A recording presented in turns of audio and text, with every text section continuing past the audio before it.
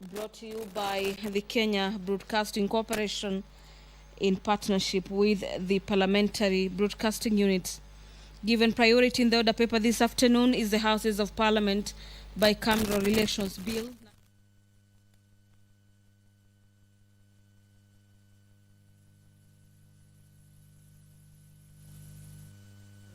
Today's broadcast. This is the Parliamentary Broadcast Unit in collaborations with KBC. Welcome to today's broadcast, where members are expected to begin with a motion on the reduction of publications for the period of a specified bill. This is by the chairpersons for Budget and Appropriations Committee, which is the chairpersons for Budget and Appropriations Committee, the Member of Parliament for Kiharu constituency, Honorable Ndindi Inyoro. This coming at a time when the National Assembly, that is through the Speaker, has revealed a vetting program for the 20 Cabinet Secretaries nominees who will form President William Ruto's new look, and the nominees that are expected to face members of Parliament beginning on Thursday, 1st August, and concludes on Sunday, August. It will be the Committee on Appointments and will be chaired by the Speaker of the National Assembly, Honorable Dr. Moses Wetangula, and deputized by the Deputy Speaker, Gladys Boss. The other members that make up the Committee on Appointments, which includes Honorable Kimani Ichung'wah, who is also the Majority Leader in the National Assembly, Honorable David Gikaria, Honorable Ferdinand Wanyonyi, Honorable Mary Emase, and Rahim Dawood, Honorable Junet Mohammed, Honorable Caleb Amisi, the Honorable Stephen Mule, the Chair of Defense, Honorable Nelson Koech, Honorable Abdi Shurie, the member for Samburu West, Honorable Naisula Lesuda, the legislator from Pokot South, that is Honorable David Kosin, and Likoni Member of Parliament, Honorable Mishimbuko. The committee also includes Honorable Owen Baya, Honorable Robert Mbui, Honorable Rehab Mukami, Didoraso, and Honorable George Murugara.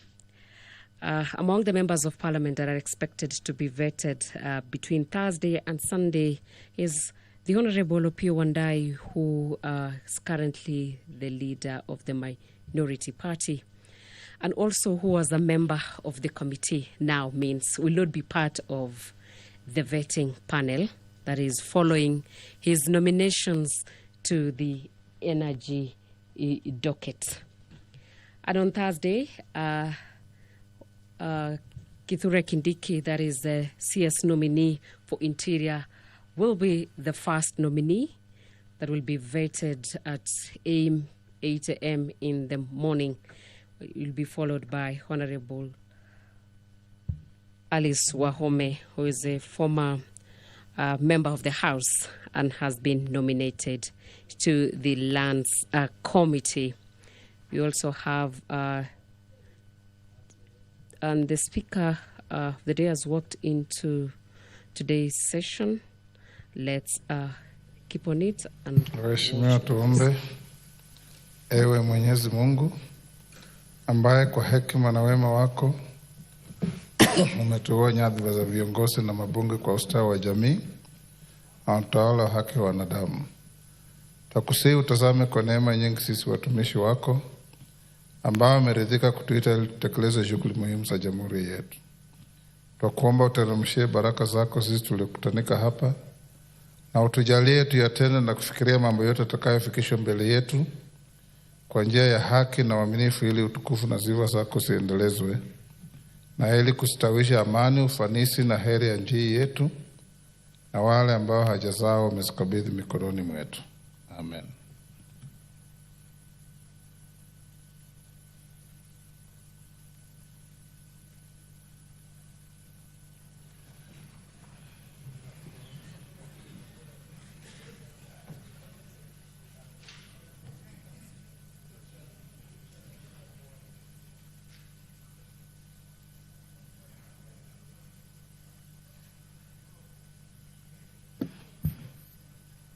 Sergeant, ring the quorum bell.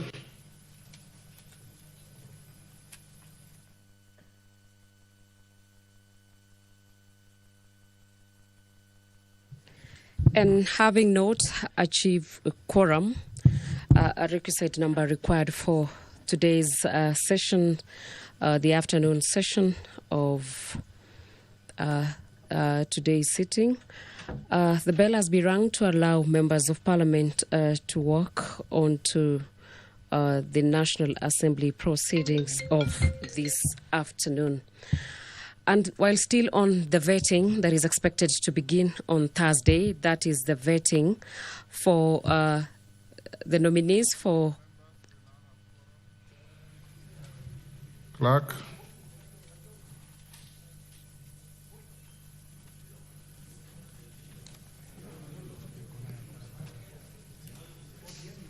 Order number 1, administration of oath. Order number 2, communication from the chair. Order number 3, messages. Order number 4, petitions. Order number 5, papers. Majority Leader.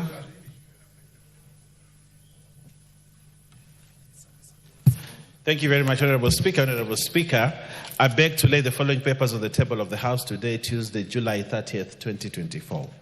The following statutory instruments and the accompanying explanatory memorandum, regulatory impact assessment, and report on stakeholders' engagement for the Ministry of Agriculture, Livestock and Development. 1. Legal notice number 99 of 2024 relating to the pest control products, labeling, advertising, and packaging regulations 2024. 2. Legal notice number 100 of 2024 relating to the pest control products, inspection, and certification regulations 2024. 3. Legal notice number 101 of 2024 relating to the pest control products, importation and exportation regulations 2024. 4. Legal notice number 102 of 2024 related to the pest control products, fees and other charges regulations 2024. And finally, legal notice number 103 of 2024 relating to the pest control products disposal regulations 2024. I thank you, Honorable Speaker, and I beg to lay.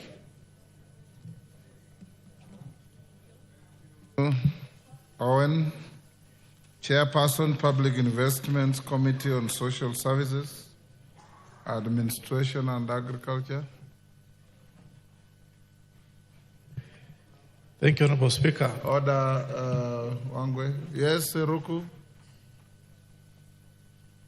Thank you, sir. Thank you, Honorable Speaker. I made a request for statement several months ago on pest.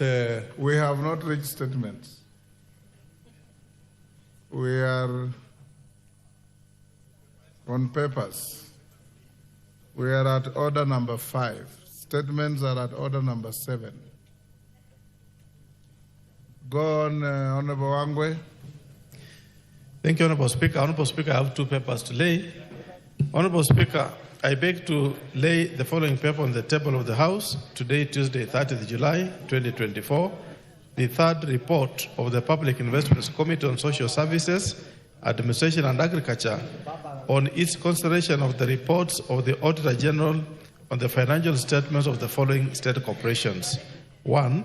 Kenyatta National Hospital, financial year 2018-2019 and 2019-2020.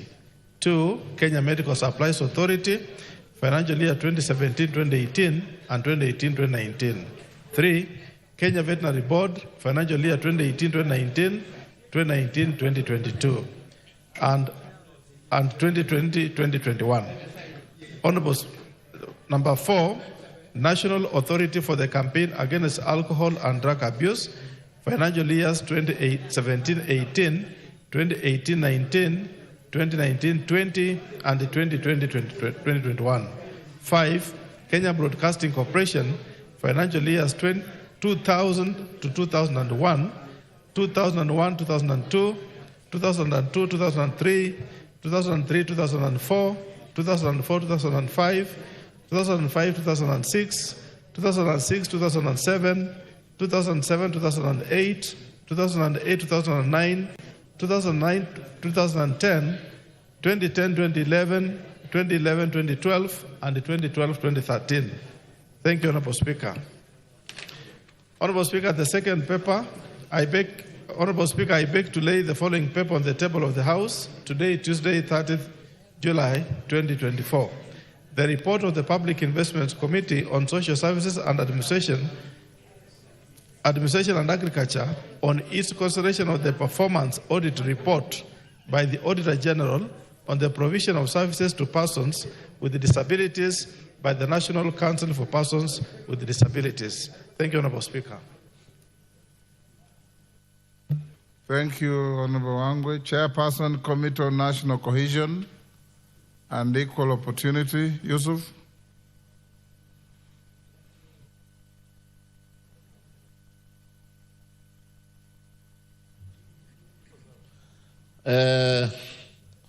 Honorable Speaker, sir, I beg to lay the following papers on the table of the House today, Tuesday, 30th July 2024. Reports of Select Committee on National Cohesion and Equal Opportunity. Number 1, ID for African Annual General Meeting held from 21st May to 24th May 2024 in Cape Town, South Africa. Number 2, Peace Mediation Conference held in Bologna, Italy from 13th to 23rd of May 2024. 3, inspection visit to 14 special need schools in specified counties as shown. Thank you. Thank you, Yusuf. Chairperson, Departmental Committee on Communication, Information and Innovation.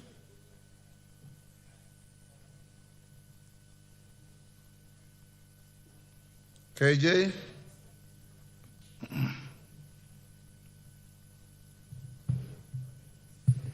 Honorable Speaker, I beg to lay the following paper on the table of the House today, 30th July 2024. And Mr. Speaker, this is the report of the Departmental Committee on Communication, Information and Innovation on its consideration of the Kenya Technopolis Bill. Honorable Chair, I do beg to table this. Next order. Order number 6, notices of motion. Wangwe. Chairperson, Public Investments Committee on Social Services, Administration and Agriculture. Thank you, Honorable Speaker. Honorable Speaker, I beg to give notice of the following motion, that this House adopts the third report of the Public Investments Committee on Social Services, Administration and Agriculture on its consideration of the report of the Auditor General on the financial statements for the following state corporations laid on the table of the House on Tuesday, 30th July 2024. 1, Kenyatta National Hospital, financial year 2018-2019 and 2019-2020. 2, Kenya Medical Supplies Authority, financial years 2017-2018 and 2018-2019. 3, Kenya Veterinary Board, financial year 2018-2019, 2019-2020, 2020-2021. 4, National Authority for the Campaigns Against Alcohol and Drug Abuse, financial years 2017-18, 2018-19, 2019-20, and 2020-2021. And 5, Kenya Broadcasting Corporation, financial years 2000-2001, 2001-2002, 2002-2003, 2003-2004, 2004-2005, 2005-2006, 2006-2007, 2007-2008, 2008-2009, 2009-2010, 2010-2011, 2011-2012, and 2012-2013. The second motion, Honorable Speaker,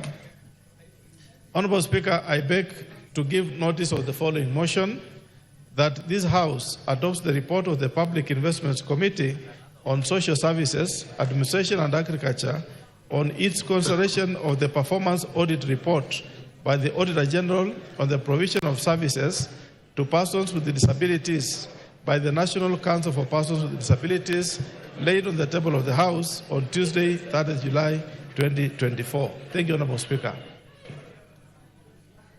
Chairperson, Select Committee on National Cohesion and Equal Opportunity.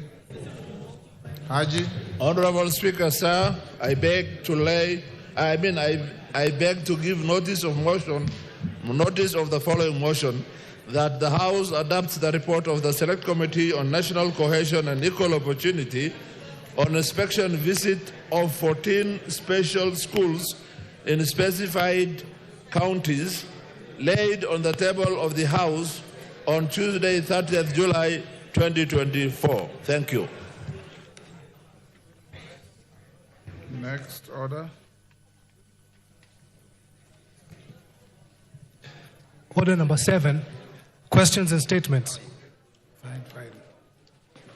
Yes, how are you?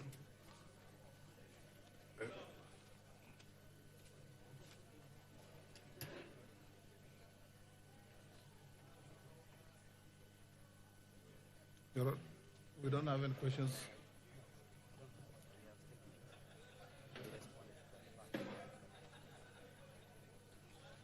Yes, honorable members, we have a request for statements. Ms. Honorable Mark Mwenje, member for Embakasi West. Thank you, Honorable Speaker. This is a request for a statement regarding the shooting of a student in Kariobangi South Ward. Honorable Speaker, pursuant to Standing Order 44-2C, I rise to request for a statement from the chairperson of the Departmental Committee on Administration and Internal Security regarding the shooting of a student at Nairobi River Primary School in Kariobangi South Ward.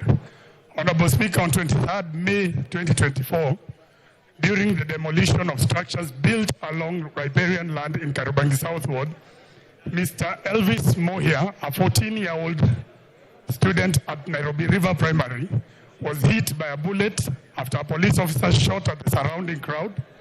The minor was rushed to Huruma Nursing Hospital and later referred to Kenyatta National Hospital, where he underwent surgery. The mother to the minor reported the case on 27th May 2024 at Kariobangi Police Station and was first assigned an OB number 56/23/05/2024 and later assigned OB number 37/29/05/2024 on 29th May 2024. The minor is yet to be discharged due to the pending hospital bills incurred, as the mother is unable to offset the outstanding bill. Honorable Speaker, it is against this background that I seek a statement from the chairperson of the Departmental Committee on Administration and Internal Security on the following. Explain the circumstances against which the minor, who was not involved in the exercise, was shot by a police officer during the demolition of houses in Kariobangi South on 23rd May 2024. Provide a report on the status of investigations into the shooting, including action taken against the police officer liable, and give a status report on measures the government has put in place to offset the hospital bills for the young man owing to the injuries sustained to ensure adequate compensation for the lost school time. Thank you, Honorable Speaker. Honorable Speaker, if I may have the attention of the Speaker. Yes, Mwenje. Thank you, Honorable Speaker. I wanted to draw your attention further to this statement. Yes. Honorable Speaker, this child, the mother, and they live in a slum which is known as City Carton, is being charged 388,000. These are people who live in a house that is rented at 2,500. The child is still being detained, cannot attend school, and therefore it's a matter, Honorable Speaker, I would request that the Chair Internal Security responds to this matter within 48 hours at the very least. Thank you, Honorable Speaker. Yes, Tongoyo.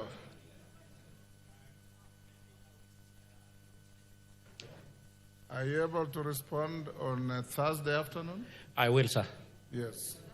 Thursday afternoon. That's a week. Mwenje? This Thursday. Okay, give me to do it on Tuesday, sir. Mr. Tuesday? Speaker. Yeah. Okay, Mark, you can wait for Tuesday. That's a week. Honorable Doris Donya,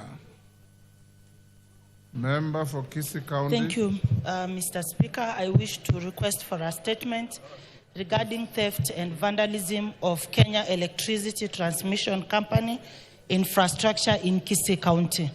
Honorable Speaker, pursuant to the provisions of Standing Order 42C, I rise to request for a statement from the chairperson of the Departmental Committee on Energy regarding the increased theft and vandalism of Kenya Electricity Transmission Company KETRACO infrastructure in the country, particularly in Kisii County. Honorable Speaker, on the morning of Tuesday, 7th May 2024, the entire Kisii County was plunged into a power outage after a suspected gang attacked the Kenya Electricity Transmission Company, KETRACO, in Kegati sub-county and vandalized key power equipment. This attack caused losses of lives due to the disruption of the operation of critical life support equipment in hospitals, as well as loss of business opportunities that are dependent on electricity supply. Honorable Speaker, cases of theft and vandalism of power transmission equipment are not new in Kisii County and indeed in the other parts of the country. Sadly, KETRACO seems to be doing little to avert this rampant menace. It is unfortunate to note that KETRACO has been doing little to avert on the fateful day of the theft and vandalism of power transmission equipment at the Kegati substation. The CCTV cameras were not in place, thereby making it difficult to identify and track the perpetrators of the destructive acts.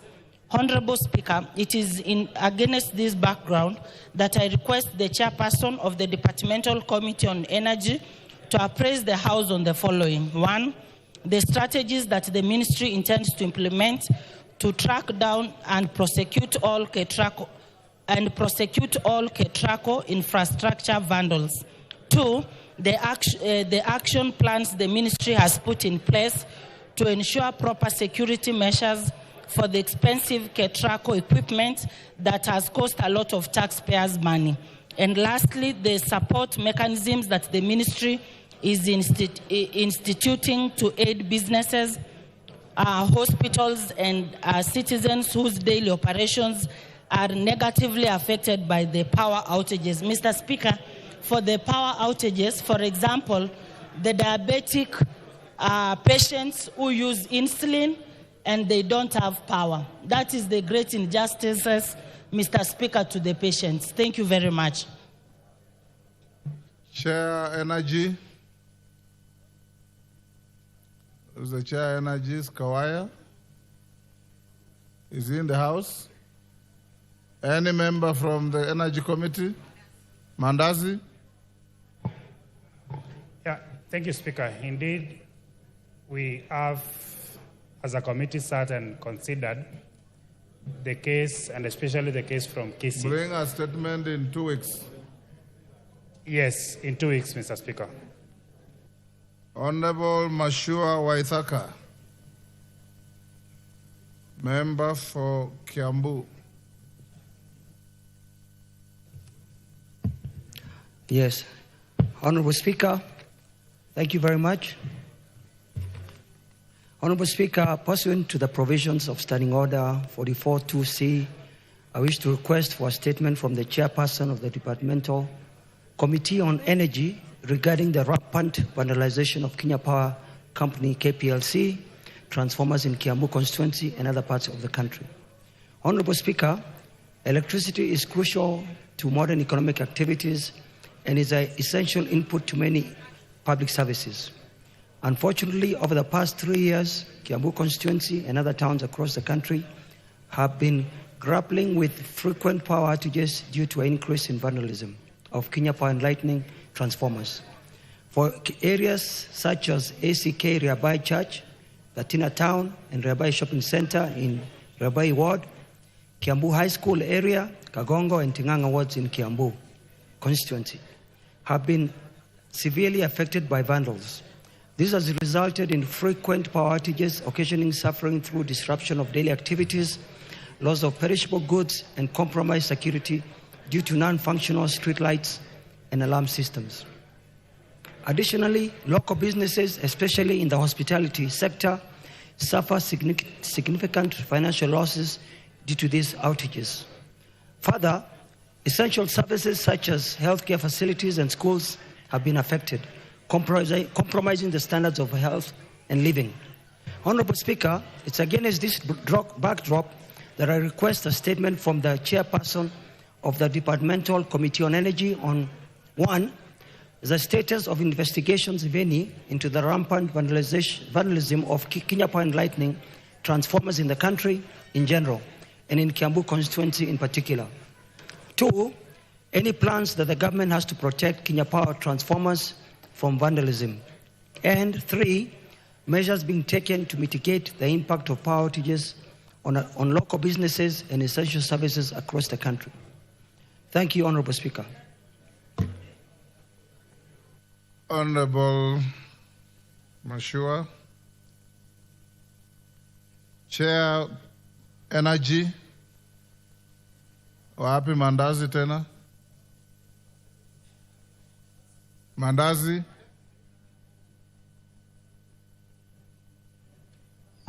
Yes, Speaker. I'm not the only member. 2 weeks, Mr. Speaker. But you should note that those two statements are all about vandals against power installations in the country. Yes, Mr. Speaker. So you better bring a comprehensive statement to assure the House and the country that power installations that are critical to every sector of the economy and our lives are safe. Did you listen to what Waithaka said? Yes, I've listened. Together, I've heard the statement from Honorable from KC. Okay. Thank you. Thank you. Honorable members,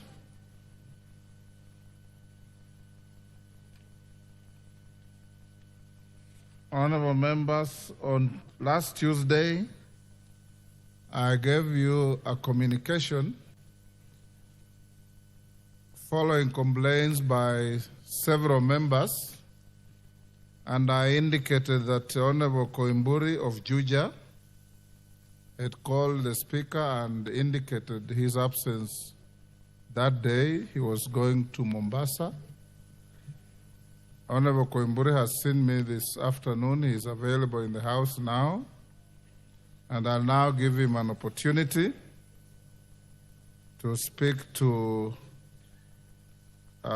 his issue that led to, among others, Honorable Munyoro, Honorable Lelmengit, Honorable Kagiri, Honorable Mutunga, Honorable Didmas Baraza, and others writing to the Speaker, and those who have also come to the Speaker's chamber to raise verbal complaints.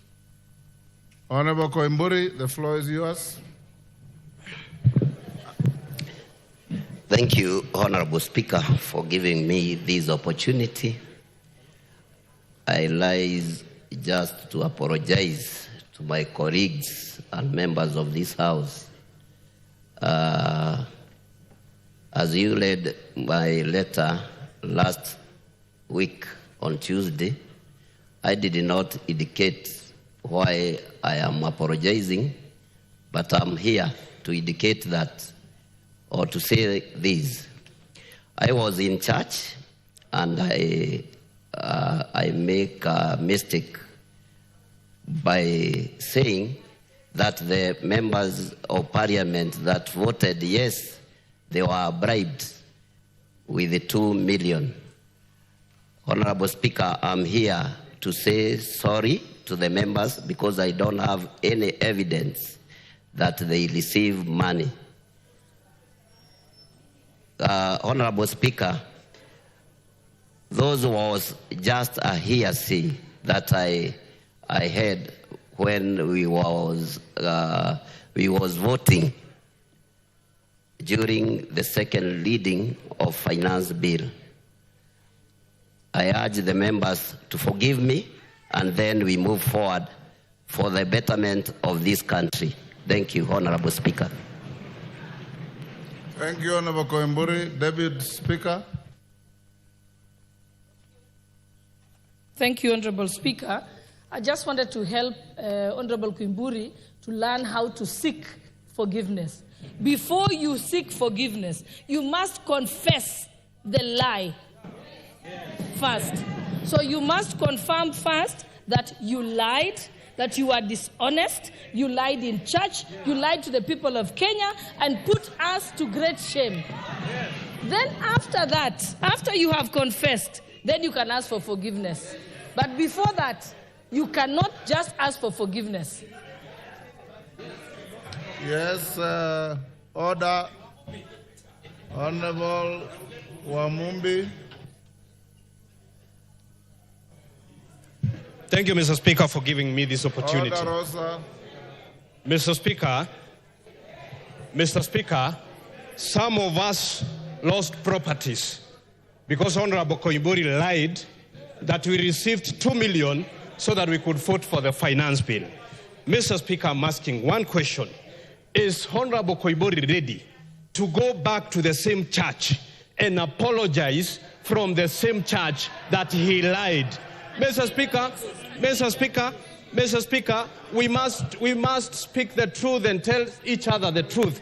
Is Honorable Koimburi ready to go to the same church and admit on the same pulpit that he lied and he incriminated these members of parliament, Mr. Speaker? Thank you. Honorable Ruku. Thank you, Mr. Speaker. First,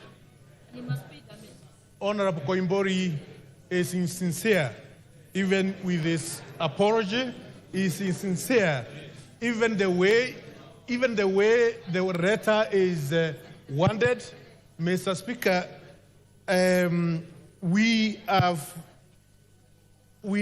lost faith with people of the Republic of Kenya because of the lie of Honorable Koimburi. And I think we should not even call him honorable, because he has proved he is not honorable. If he can be able to lie in front of the church that members who voted yes received 2 million on his feet in front of clergy, then I think, Honorable Speaker, we need to prescribe a very harsh punishment of Honorable Koimburi. And before we do that, we need to do exactly what Honorable Deputy Speaker has said, to prescribe his apology in clear terms so that we can decide whether we are going to forgive him or not. Mr. Speaker, otherwise, as a member who voted yes, I am not ready to forgive Honorable Koimburi for lying. Thank you, Honorable Speaker. Wangari. Thank you. Order. Thank you. Order, honorable members. Thank you, Mr. Speaker. Mr. Speaker, first of all, the apology is tendered to the people who voted yes in this House. And what we have suffered, Mr. Speaker, cannot even be quantified in a single letter, Mr. Speaker. Many members have been harassed for no reason. And Mr. Speaker, one thing that Honorable Koimburi, and I'm very sad because I knew the father. The father is from my constituency, was a very honest man. I don't know who became of this Honorable Koimburi, Mr. Speaker, because he lied through the teeth in the pulpit, and with no shame. Mr. Speaker, what we need, even as we go to forgive Honorable Koimburi, we must set a precedent in this House, Mr. Speaker, that you cannot just say things outside there, incriminating members of parliament, incriminating the whole House, Mr. Speaker, and get away with it, Mr. Speaker. We must have him pay damages, but more importantly, we must have him taken action against by the Speaker, Powers and Privileges Committee, Mr. Speaker, there must be clear so that next time any member who would like to drag the names of members under the bus to look good, Mr. Speaker, then they will think twice. And Mr. Speaker, one thing Honorable Koimburi must realize, he may have been doing this to look good. By the way, the whole house, one is rotten, all of us will be rotten, including him, Mr. Speaker. So I hope that this will be a lesson, and the precedent that will be set from your desk, Mr. Speaker, will discourage others from going the route that Honorable Koimburi has gone. It is a shame, and he should be ashamed of himself. Thank you, Mr. Speaker. Owen Bayer. Honorable Speaker, you know, Honorable Speaker, I come from a priestly lineage. And the Bible is very clear that forgiveness is divine. Now, if the forgiveness is divine, upon seeking for it, we are obliged that we forgive. And Honorable Speaker, in Crime and Punishment by Dostoevsky, he says that sometimes punishment may not be the execution of the crime, but more importantly, it is that the person, I'm sure, Honorable Koimburi, within the time that he has lived with his guilty, he has atoned his sins. And because he has atoned his sin, and that forgiveness is divine, I personally forgive him and request this House to forgive him. I thank you, Honorable Speaker. Wamboka.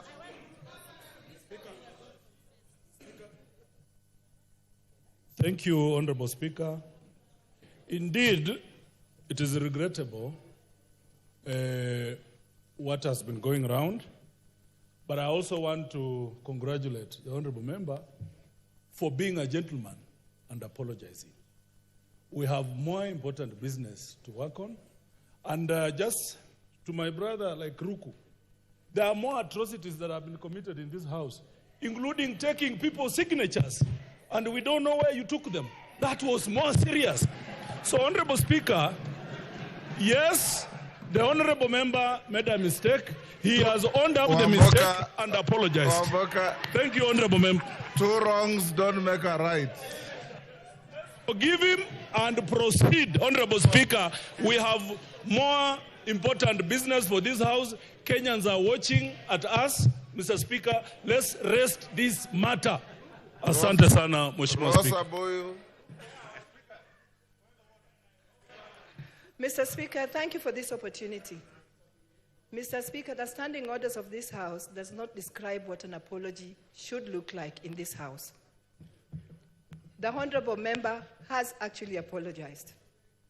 Mr. Speaker, it doesn't matter if he got the figures wrong or if he got the facts wrong, but he's apologized. And on that note, Mr. Speaker, I think the onus is on us to forgive him as a House. Thank you, Mr. Speaker. Yes, Majority Leader.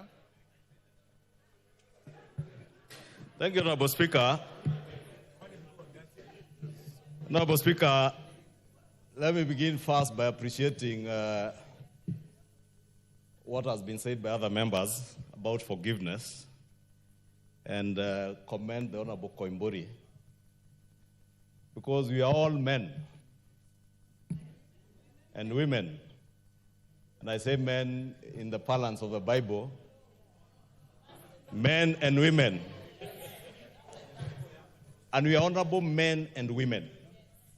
And we ought to carry, Honorable Speaker, I beg you protect me from the Honorable Betty. I say, Honorable Speaker, that we are seen and viewed to be honorable men and women. And it is perceived, or it should be, that we are among the very best in our society because our people elected us as among the best of the people in their constituencies. And I'm sure even the people of Juja elected the Honorable Koimburi, believing he was one of the best among us, the people of Juja. And therefore, he has been very magnanimous to apologize. And the book of 1 John 1:9.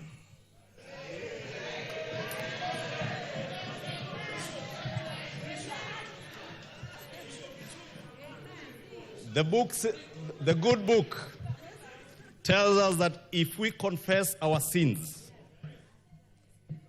He, meaning God, is faithful and just and will forgive us our sins and purify us from all unrighteousness. I think, Honorable Speaker, I have listened to what members across the aisle have said, that if you seek forgiveness, you shall be forgiven. And I must commend the Honorable Koimburi for seeking forgiveness for his unrighteous ways of things he said about members that were not there. But the book also tells us, if you confess. And when I listened to Honorable Koimburi, I heard him say that he said things that he now knows are untrue. And he knew they were untrue even at the time he said.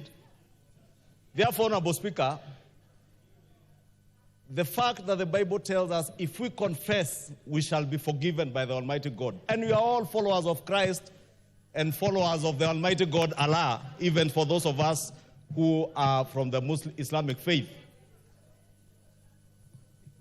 Honorable Speaker, if you can forgive me from these ones who are saying we are not God. Of course, I know we are not God. But we all believe in God. And I want to believe in this House, Honorable Speaker, we are men and women of great faith. Men and women who are Christians and others who are very good Muslims, who believe in the Almighty God. And therefore, being followers of Christ like myself, I have absolutely no problem as a person in forgiving the Honorable Koimburi for his iniquities. However, to protect the institution of Parliament, Honorable Speaker, to protect the dignity of this House, to protect the dignity of innocent members of Parliament who are seen as sellouts for either 2 million shillings or 2,000 shillings or whatever the amount was, Honorable Speaker, then I would beg that we handle this matter with a little bit more care, so that tomorrow I do not stand up and accuse a member of Parliament who votes this way or the other of having received bribes, knowing what I am saying is untrue. More worrying, Honorable Speaker, and I would urge you, Honorable Speaker, to ask the Honorable Koimburi to stand in his place. Because if you seek forgiveness, please do so with clean hands. When the Honorable Koimburi wrote that letter last week, Honorable Speaker, that letter was delivered to your office in the evening. A copy was delivered to my office, and a copy, I think, to the leader of minority, because they were copied. And I would have wanted to hear the Honorable Koimburi confirm if indeed what he says, he was the author of this letter. This letter was delivered by a staff member in his office, whom he knows, and I don't want to name him because he's not here, but the Honorable Koimburi knows his staff member who delivered that letter. The letter was stamped in my office. Unfortunately, the person who stamped it received, put one stamp upside down on the copy that he came with, that he was to return with. And he asked that it be stamped properly, facing up, and it was stamped. That is the letter that circulated on social media last week. The Honorable George Koimburi, on his social media platform, specifically on his Facebook page, stamped the same letter fake and said it is fake news.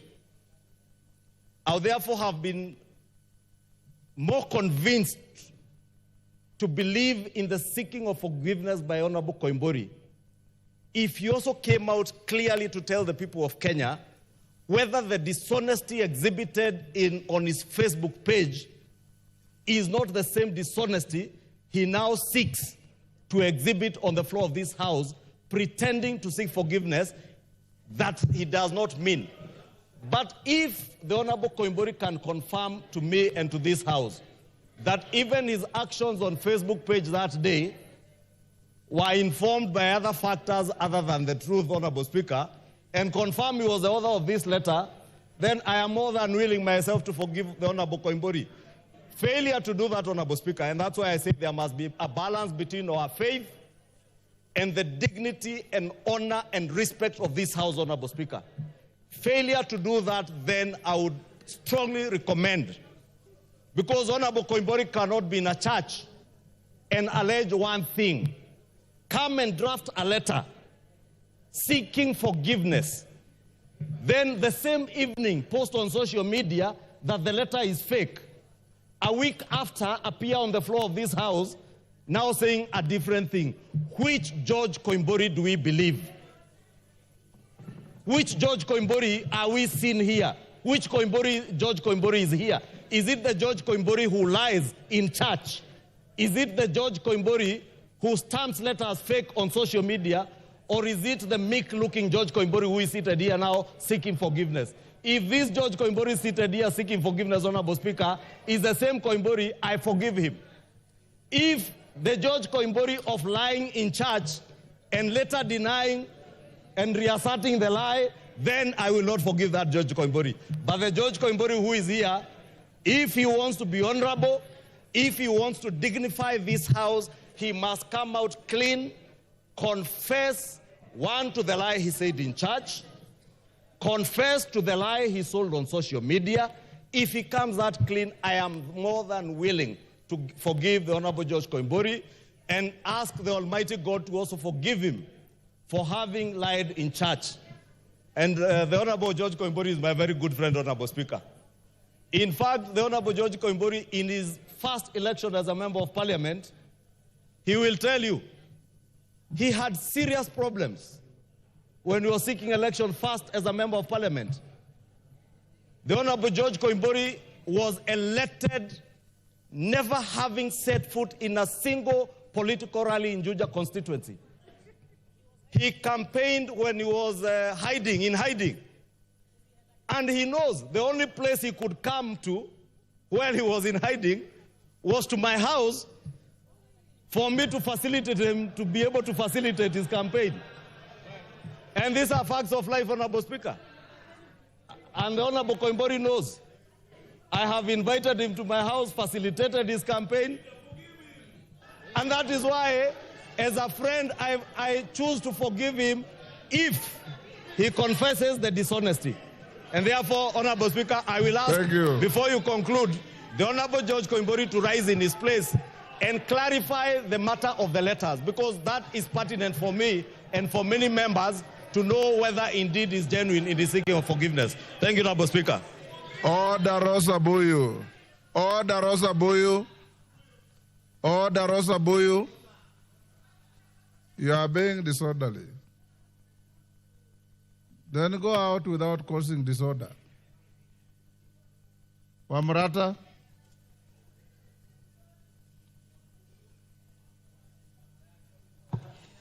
Thank you, Mr. Speaker. I stand to address this issue of Koimburi. Having come from the same county with him and being his mama county, I, number one, was very embarrassed at the situation that Koimburi put us in. And I see as members continuing shouting at one another at this point. I'm trying to ask myself whether all of us got to know the magnitude of destruction that statement made to this country. And it is about all of us. Yes, and somebody is calling me Bibia Bishop, and you knowing that I'm a wife of a clergy, and having sat here to take 2 million shillings to go and sell my county, that to me meant that I am not only a rogue, but I am also not respecting my Christian faith. But all said and done, Mr. Speaker, I would want to say this. It is very hard for a Kikuyu man to say sorry. It never comes out easily from a Kikuyu man. I may not know about other communities, but I can confess that for a Kikuyu man, it is never easy to say sorry. So I'm imagining Koimburi must have tried to work out to come and say sorry. But again, he is playing us a game. Because Koimburi has apologized and apologized very clearly, and we feel good.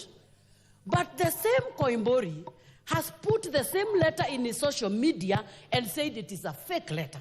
So again, he puts us in another mess because we will appear like we forced him to come and say it was a lie. So maybe, Mr. Speaker, you'd give us a direction on what this means to us, because I think part of what fueled what happened here on the 25th was that statement. We are trying to downplay the statement, but that would have meant the end of all of us, including our children. And as I am seeing some people there shouting, they need to understand the magnitude and the weight of that statement and what it meant to this country and where it would have taken us. So, Mr. Speaker, I would only want to make one request, that maybe Koimbori, people may not buy our story because they already believe we were given the 2 million. But then he needs to put a proper apology to the people of Kenya. They may not buy the story, but at least he would have spoken about it. But for me, as his mama county, I had said I will never forgive him in heaven and on earth. But today on this floor of the House, I am choosing to forgive him, but on condition that he again puts again on his social media that whatever he said was a lie. And yes, and go to the same church which is also in Kiambu County, where I represent, and stand there, na yeye ni member wa hiyo church, and be prayed for. Na hiyo kanisa yao believes in mafuta, aende amwagiliwe mpaka mafuta ya confession, so that we forgive him. Yes, Osoro. Thank you very much, Honorable Speaker. Honorable Speaker, immediately we had an issue here on 25th. That Sunday, Honorable Speaker, I tried to attend some church, a men's conference in Ruiru constituency, Honorable Speaker. And immediately I entered that church that I do not worship in. People started singing as I walked, towards my sitting position, 2 million, 2 million, 2 million. I am not an MP elected to represent the people of Ruiru constituency. And I was left wondering, Honorable Speaker, if this is what I am facing, a person elected in, a constituency that is about 500 kilometers from the place I attended church, Honorable Speaker, I couldn't help but sympathize with the situation of the Member of Parliament for Ruiru, Honorable Speaker. This is what these members are talking about. The members seated on the opposite side of this House, Honorable Speaker, may not be aware of what these members seated this side went through, Honorable Speaker. It is extremely difficult to simply just say, by a mere expression or attendance of this honorable member in the floor of the House and just saying, please forgive me, to them it sounds so easy that just forgive.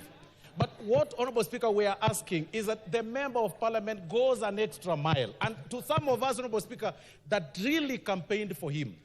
There's some of us who went out there when he went there when he was vying in the first term. And when he did not even know us by name, Honorable Speaker, during the by-elections. And people contributed. Then even after that, Honorable Speaker, after he won in his second term, he came to my office when he had a petition. And we actually won in his petition. He was awarded the costs. He did not even forgive the petitioner that was running against him. He's actually telling me that you must attach his property. He's here telling us that we forgive him when we've lost 1 million property, Honorable Speaker, across the country. The honorable member from Nyeri, the honorable from one of the Kieni, the honorable Chieni, Honorable Speaker, lost 3 supermarkets. 3 supermarkets. I mean, worth 5 billion shillings, Honorable Speaker. And any time he was actually walking around, 5 million, I'm sorry, 500 million. 5 billion plus the house, Honorable Speaker. And people were singing to his house saying, you have 2 million. In the minds of the people in the villages, Honorable Speaker, they think 2 million is a huge amount that can build supermarkets, that can stock the entire supermarket. And Honorable Koimbori did not even stop at that, Honorable Speaker. He went ahead in another function in the company of another top government official of this country and repeated the same words, Honorable Speaker, in another function, Honorable Speaker. So we do not know what apology was he seeking for. Was it for the first mistake of saying a lie, or the second mistake of repeating the lie, and the third mistake of writing on social media and in his own letter that he served in your office and the majority leader, and still posted it on social media and said fake, So which apology should we take? Is it the first, second, or third apology, Honorable Speaker? And as I conclude, Honorable Speaker, I believe this House has got rules and regulations and the procedures to follow. My opinion, Honorable Speaker, could be that the Honorable Koimburi be subjected to the Powers and Privileges Committee so that he can explain himself if he can't do it in the entire floor of the House. And he can have, his issues heard, Honorable Speaker. Thank you. Honorable members, I want to bring this to an end. Honorable Koimburi, did you label the letter that you sent to my office and I read to this House as fake? Before I give direction. Order. Thank you, Honorable Speaker. The letter that Majority Leader is talking about, the account that was posted that letter, it's not my account. That was a fake account. In my Facebook, you can check. There is 2 accounts. Honorable George Koimburi account and Honorable George Koimburi Juja 1. The Juja 1 is a fake account. My account is George Koimburi. You can check even in your phone. You can open it. The letter was posted in a fake account. I stand to say, I stand, Honorable Speaker, I stand to ask my honorable members of this House to forgive me. Forgive me. I will never repeat it again, honorable members. Just forgive me, because I had hearsay. Prevent me, Honorable Speaker, honorable please. members.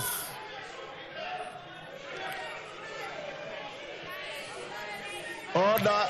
Thank you, Koimburi. Take your seat. Order. Order. Honorable Koimburi, finish. Thank you, Honorable Speaker.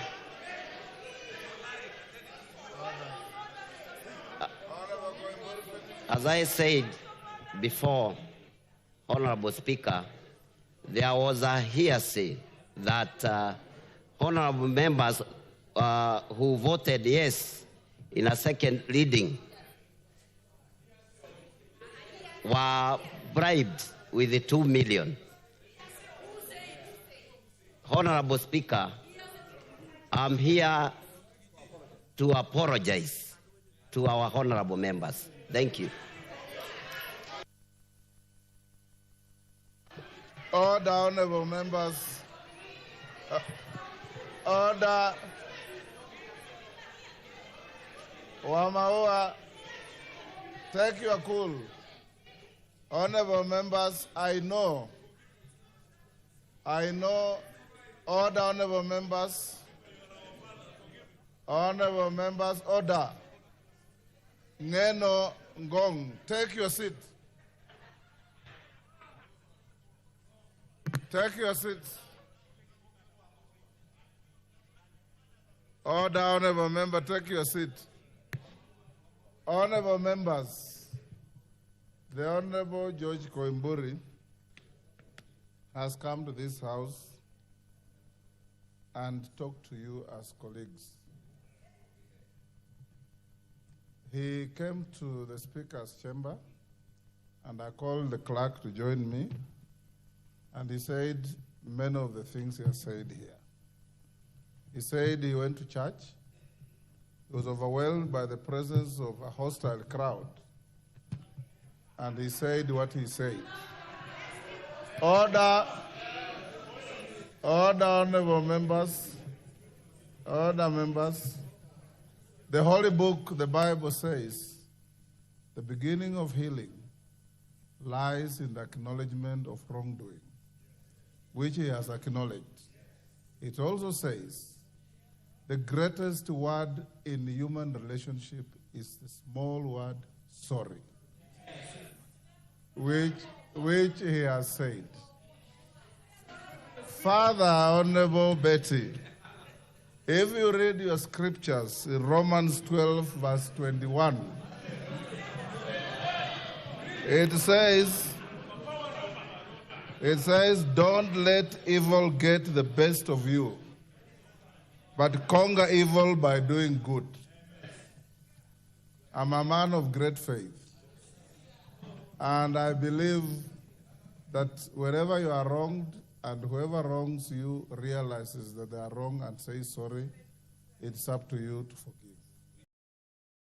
I want to urge you, Honorable Koimburi, and any of you who will veer off the beaten track and get overrode either by the presence of a crowd, hostile or otherwise, you are all collective agents of the image of this house, of the image of all of you.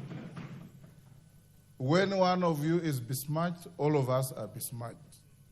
When one of us is maligned, all of us are maligned. And when one of us says something that is blatantly incorrect and false, it hurts the whole house. That the Honorable Koimburi has had the courage and the humility to say that he went to church, stood before the church, said something that he knew was not true, and he has come to you to say, my brothers and sisters, let it be in your hearts to forgive me. I urge you to forgive him. And like I've always said, in an event like this, let the chips lie where they fell, and we look to the future. Honorable Koimburi, you are collectively forgiven. And in future, weigh your words carefully. Know what to say, where to say, and to whom to say. Next order.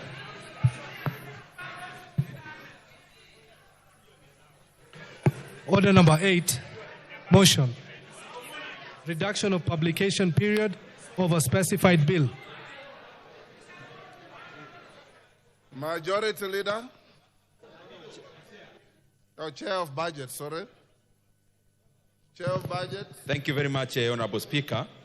Honorable Speaker, I wish to move that pursuant to the provisions of Standing Order 120(1)(c), that this House resolves to reduce the publication period of the Supplementary Appropriations number 2 Bill, National Assembly Bill number 39 of 2024 from 7 days to 5 days. Honorable Speaker, we are basically doing this because, as members understand, the government is almost in a near standoff, Honorable Speaker, or shutdown, and therefore, Honorable Speaker, we need to hasten the process of supplementary appropriations, Honorable Speaker, so that we can proceed into giving the National Treasury whatever they need, Honorable Speaker, so that the government can continue spending money in the various MDAs, including here in Parliament, the other arms of the executive, the county governments, Honorable Speaker, and also including CDF. And Honorable Speaker, what you are doing is just to hasten the process so that we can be able to draw monies from the consolidated fund for the furtherance of provision of service to the Kenyan people and also for development expenditure. Honorable Speaker, I wish to request the chair for JLAC, the Honorable Murugara, and the former managing partner of a very serious law firm, Dentons, to second these motions. Yes, Murugara. All right. Thank you very much, Mr. Speaker. Mr. Speaker, I beg to second this motion, a very important motion, as moved by the chairperson of the Budget and Appropriations Committee. Mr. Speaker, sir, the appropriations we are just about to make are crucial to the national government and to the county governments. It's vitally important that funds are provided so that the two governments can actually run and do their affairs. The same extends to this House when it comes to the second arm of government, the legislature, and also to the third government of the country, which is the judiciary.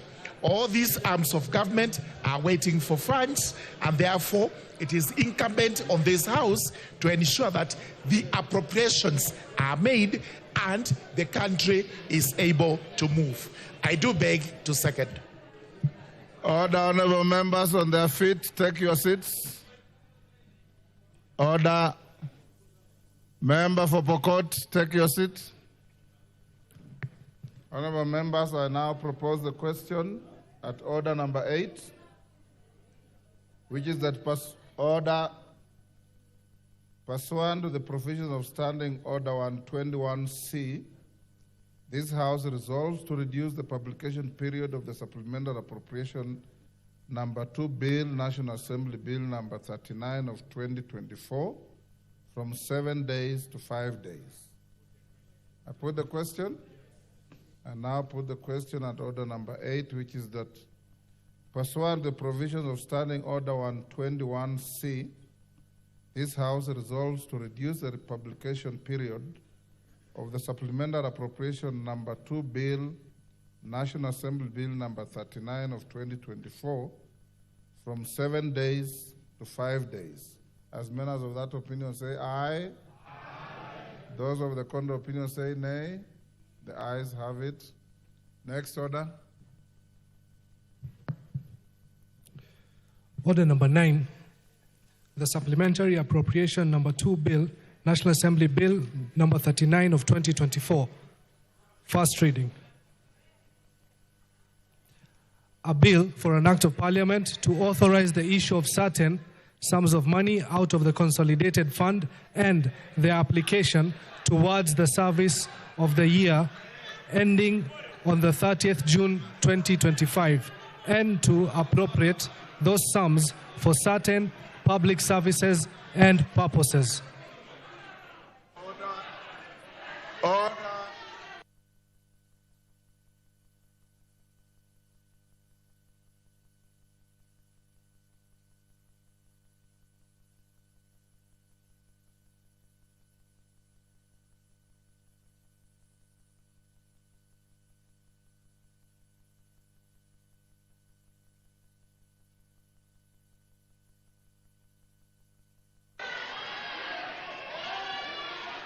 Order, honorable members, order.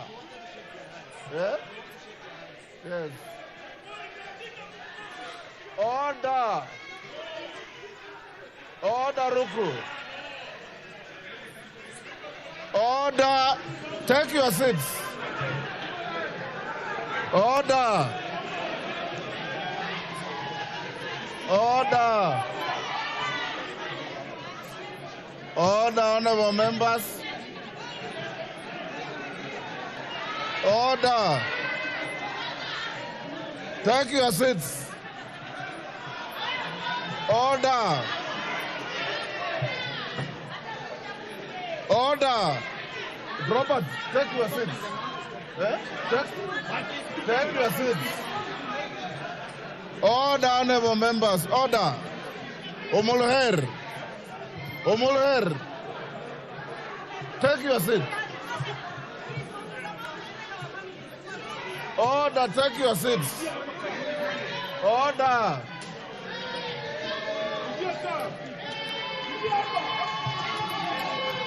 Order, honorable members. Order. Order, Rosa. Take your seats. Order.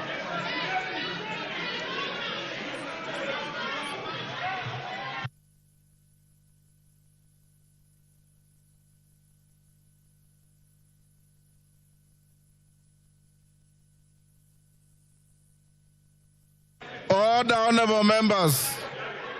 Order. Order.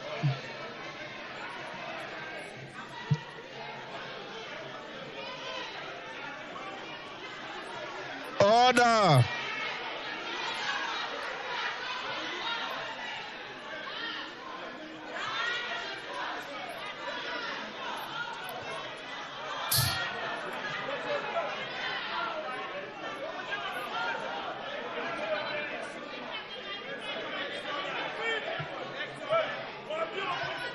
Order. Order, members. Member for Malindi, take your seats. Order, members, take your seats. Honorable Ruku. Order, members. Order. Order, members. Take your seats. Honorable Jalango. Order. Order. Order. Take your seat. Take your seat.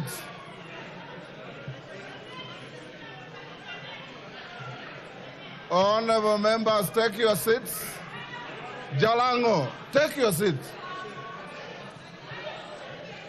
Honorable Mwenje, you are the whips. You should be helping the House to be orderly. Order, Naisula, order. Order. Order. Honorable members, order. Honorable members, order. Order, honorable members.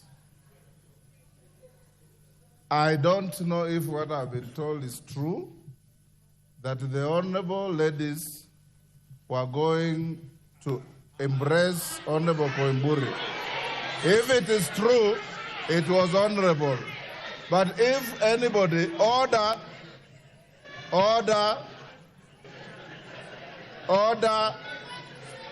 honorable members, but I can also read the body language of members. The menacing manner in which I saw the honorable member for Garissa, is it for Mandera, Honorable Mulher, and my own commissioner, Faith Gitau. We have always operated under false impression that the custodians of peace are our women.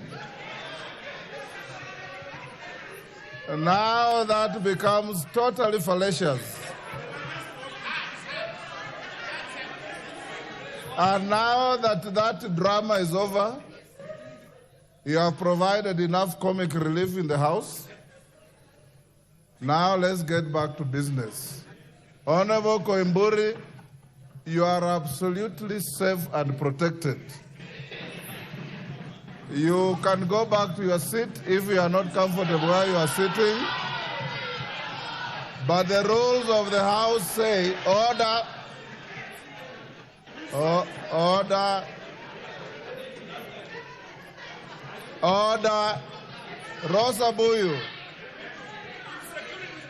It is amazing how you are wailing louder than the bereaved. It's totally amazing how you are wailing louder than the bereaved. But let's go to the next order. Order number 10, the Supplementary Appropriation number 2 Bill, National Assembly Bill number 39 of 2024, second reading.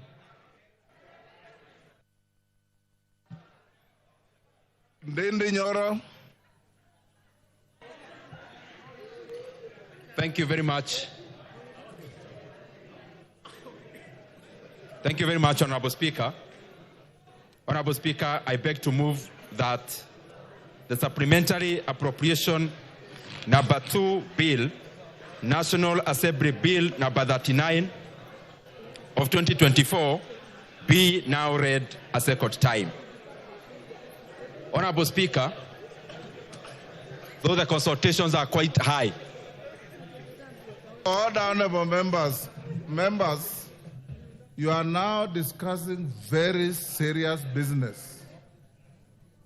Appropriations bill, supplementary appropriations bill, determining how you want the resources of this country to be spent.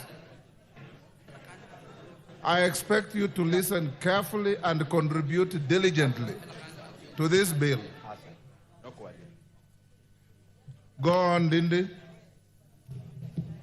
Honorable Speaker, I want to thank this House because we have been through this process in the consideration of the report as was made by the Budget and Appropriations Committee, and of course with the heavy consultations with all the members of this House through their departmental committees.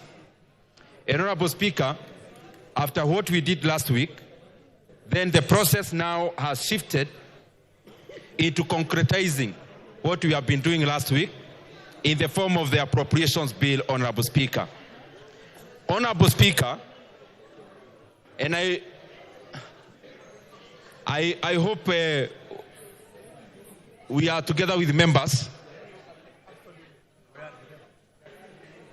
Honorable Speaker, as you said, this is a very important matter that we are discussing, and I request that we have our consultations in low tones. Honorable Speaker, the process that we are having today, as I said earlier, is the culmination of the budget-making process, and as far as approval of the appropriations is concerned. And Honorable Speaker, members will also be having a chance, because in the second reading, to actually make their comments and opinions and take part in this debate. But Honorable Speaker, from the onset, I want to thank all the members of this House, because all of us have taken part in the preparation of these supplementary estimates, Honorable Speaker, through our departmental committees, and also singularly as members of Parliament, because we really take note of all the opinions from our colleagues in this House, Honorable Speaker.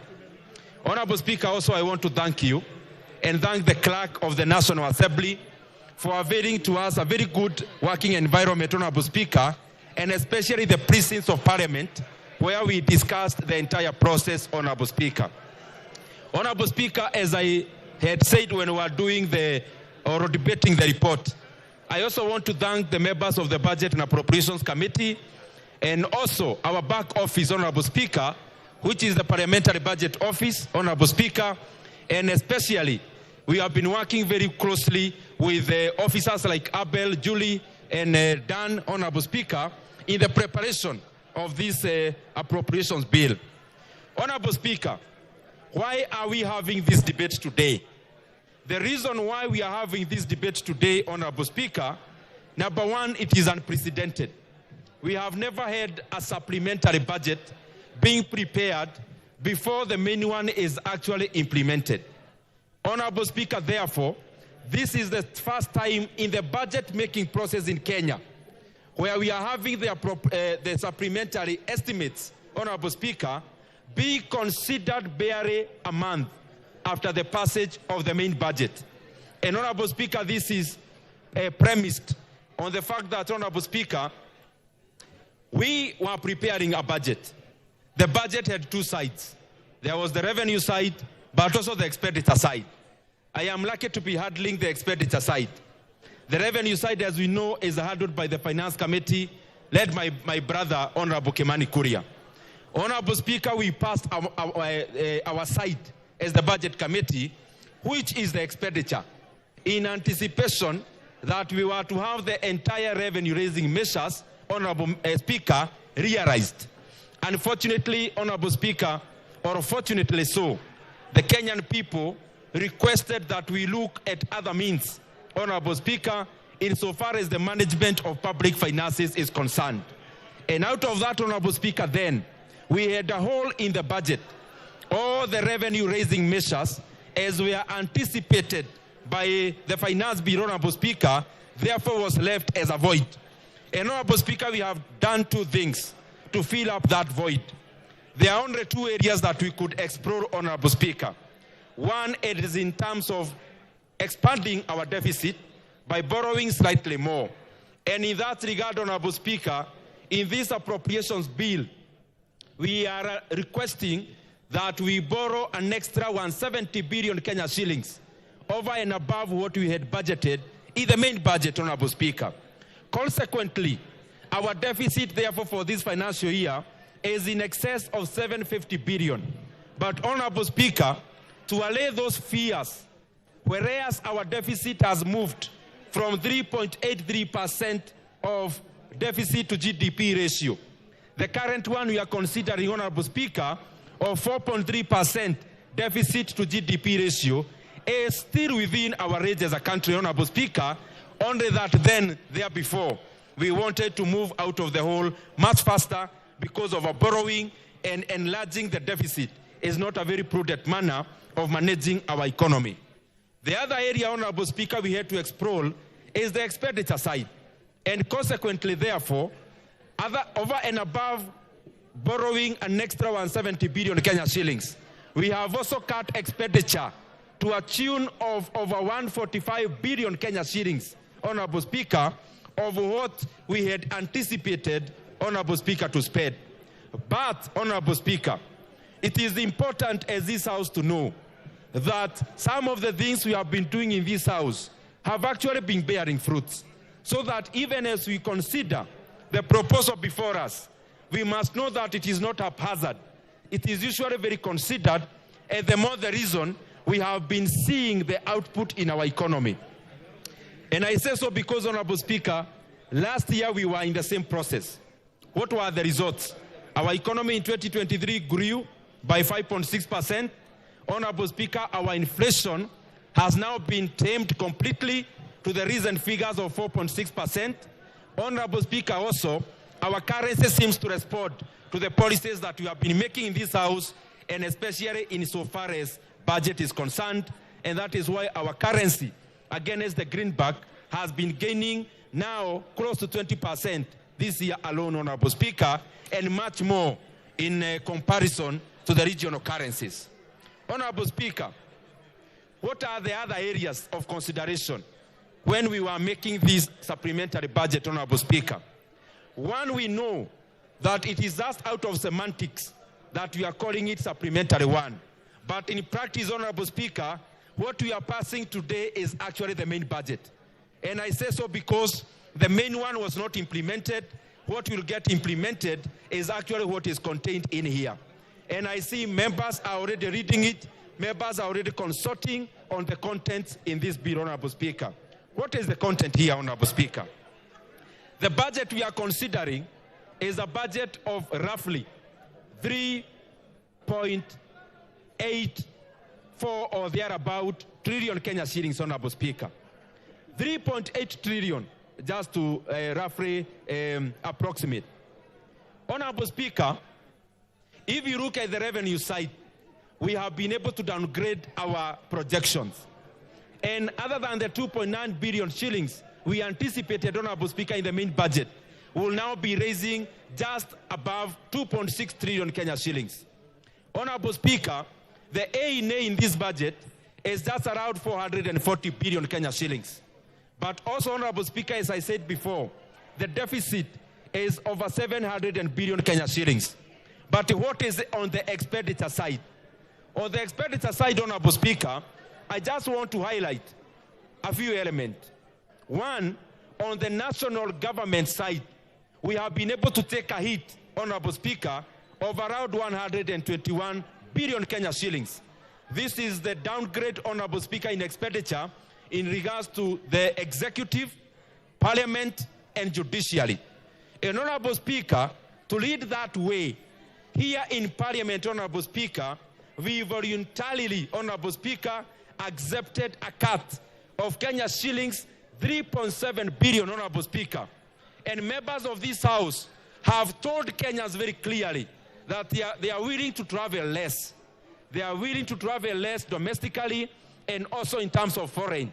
And Honorable Speaker, therefore, we have been able to rationalize those budgets in the National Assembly and in Parliament at large. Honorable Speaker, we have also been able to cut some ritual resources from the judiciary so that they also carry an equivalent burden. And I hope members are listening, Honorable Speaker, because when it comes to travel, let me repeat, the budget for travel, both foreign and domestic, has been cut across the board. And therefore, Honorable Speaker, I want to thank the members of this House because they have said it very categorically that they don't want to travel as much as we have been traveling because they are very cognizant of the problems that we are dealing with as an economy. And that is why, Honorable Speaker, we cut Kenya shillings 3.7 billion from Parliament. Judiciary has lost, executive has lost. But also, Honorable Speaker, the cuts have been horizontal and vertical. We have cut in all levels of government, whereas the national government is losing 121 billion. Even our counties, Honorable Speaker, are losing 20 billion, Honorable Speaker, in equitable share. And therefore, Honorable Speaker, these are tough times, and I want to congratulate all leaders for allowing that we have a lesser budget in terms of size and everyone to take a haircut. Honorable Speaker, what are the other areas that have suffered? As we are aware, Honorable Speaker, when I was moving the main budget, there was an increment in CDF of 10 billion Kenya shillings. Honorable Speaker, I want to thank this House because members have accepted that, yes, we can postpone that dream, and therefore we live with the budget that we had the last financial year. Honorable Speaker, there was 14.5 billion Kenya shillings for rural electrification. I also want to thank the members of this House because they have already agreed that we postpone the electrification project, Honorable Speaker, where every constituency was to get 50 million Kenya shillings every constituency. Honorable Speaker, beyond that, road sector, of course, has been decimated. Road sector has lost some quite colossal amounts of money, Honorable Speaker, and many other sectors. But I also want to assure this House, ostentatious spending, Honorable Speaker, spending that is not core to service delivery, we have also cut across the board, Honorable Speaker. Honorable Speaker, let me not dwell too much on the cuts. Let me first go to the policy issues. There is something peculiar that we noted when we have been considering this supplementary budget. Honorable Speaker, one is that as we consider the supplementary estimates, barely a month after the passage of the main budget, we have seen a high appetite of MDAs requesting that we enhance their A&A. And therefore, Honorable Speaker, the conclusion that we have come to as the Budget Committee is that MDAs have been underestimating grossly their appropriations in aid. And Honorable Speaker, we have, in our report, recommended several things. We have seen very clearly that our country is very rich. And in that regard, two things have come up. One, Kenya as a government is overrepresented when it comes to organizations owned by government. Honorable Speaker, Kenya has got over 334 parastatos and sagas. Honorable Speaker, we have started the route of rationalizing this area, Honorable Speaker, and in this supplementary budget, Honorable Speaker, we have denied 47 of them money for operations and maintenance, Honorable Speaker, because they are either duplicating service, Honorable Speaker, or they have been overtaken by events. Honorable Speaker, as a country, this is a route you have to travel. We cannot continue having many bodies of government overlapping their services to the Kenyan people, Honorable Speaker, while we are still spending a lot of money in their recurrent expenditure.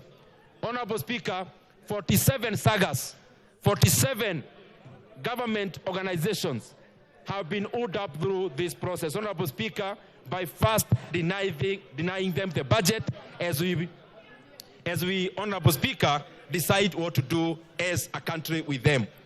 The second thing, Honorable Speaker,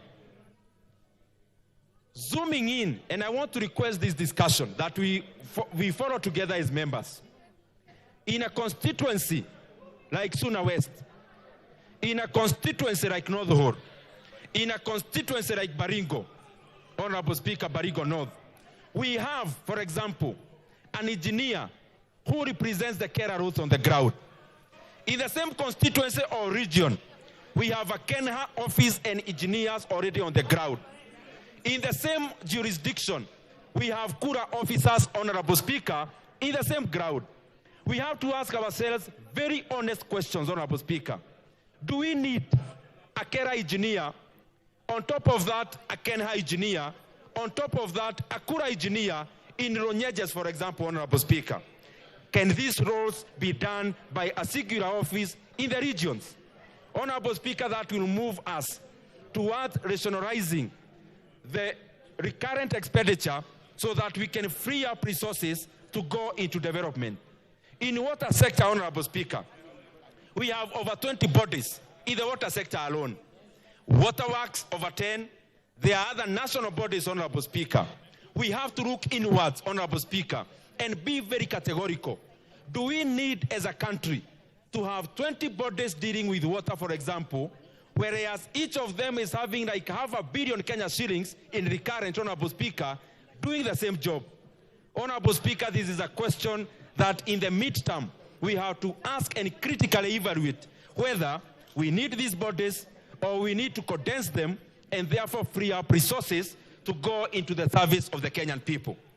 Honorable Speaker, I also now want to highlight some of the areas we never touched in terms of cutting their budgets or rationalizing.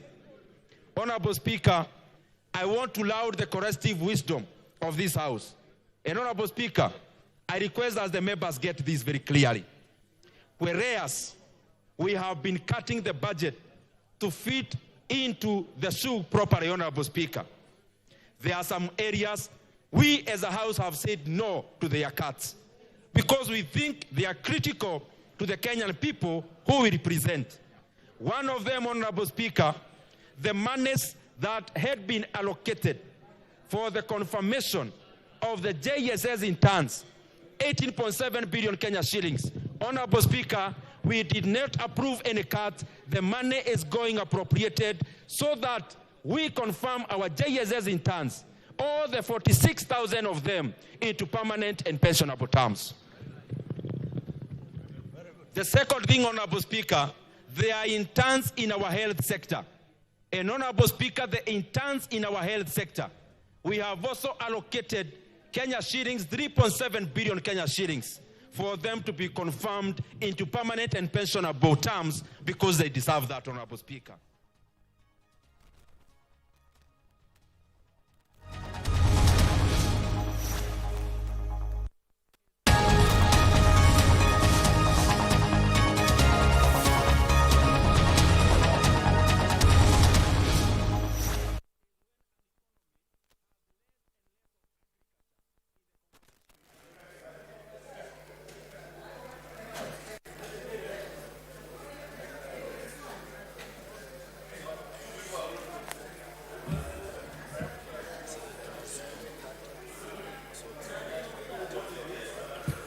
Senator Omtata and Senator Osotsi.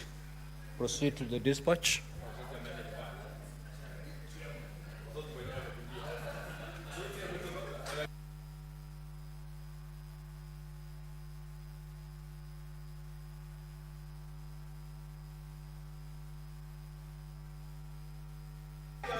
Let the honorable member cast his vote. Order! Senator Gloria. You may. Senator Omtata, proceed.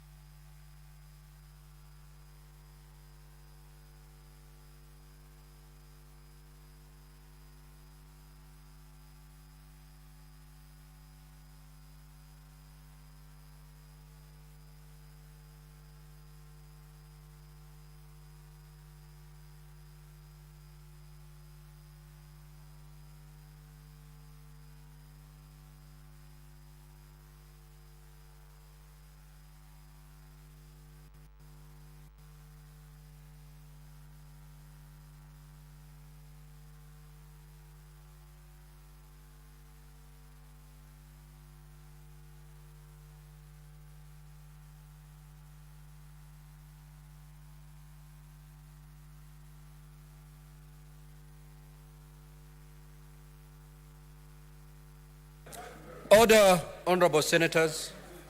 Take your seat. Senator Manzo. Now, the result of the division on order number 11 is as follows.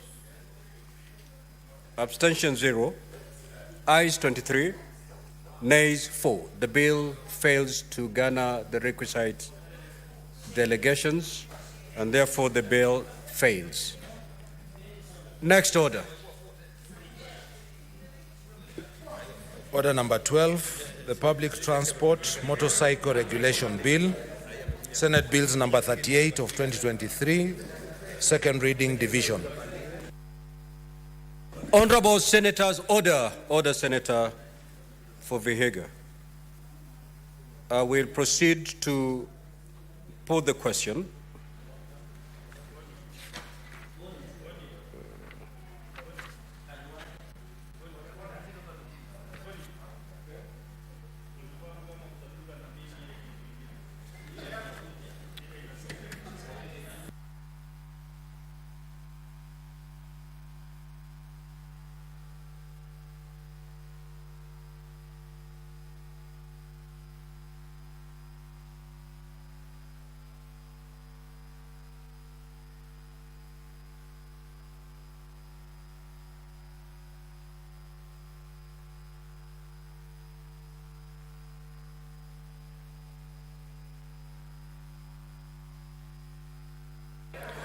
Now, honorable senators, Senator Kinyua and Senator Bett, I'll proceed to put the question on order number 12, that the Public Transport Motorcycle Regulation Bill, Senate Bills number 38 of 2023, be now read a second time. Once the system is up and running, you may proceed to cast your vote.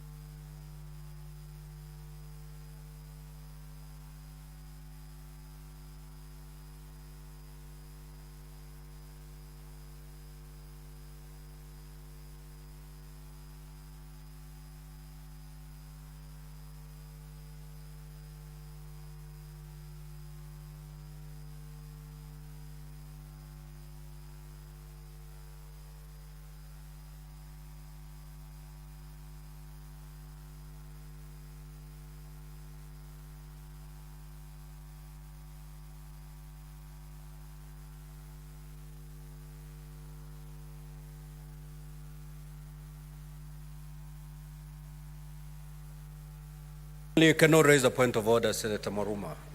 If you need clarification, the system is up. Yes.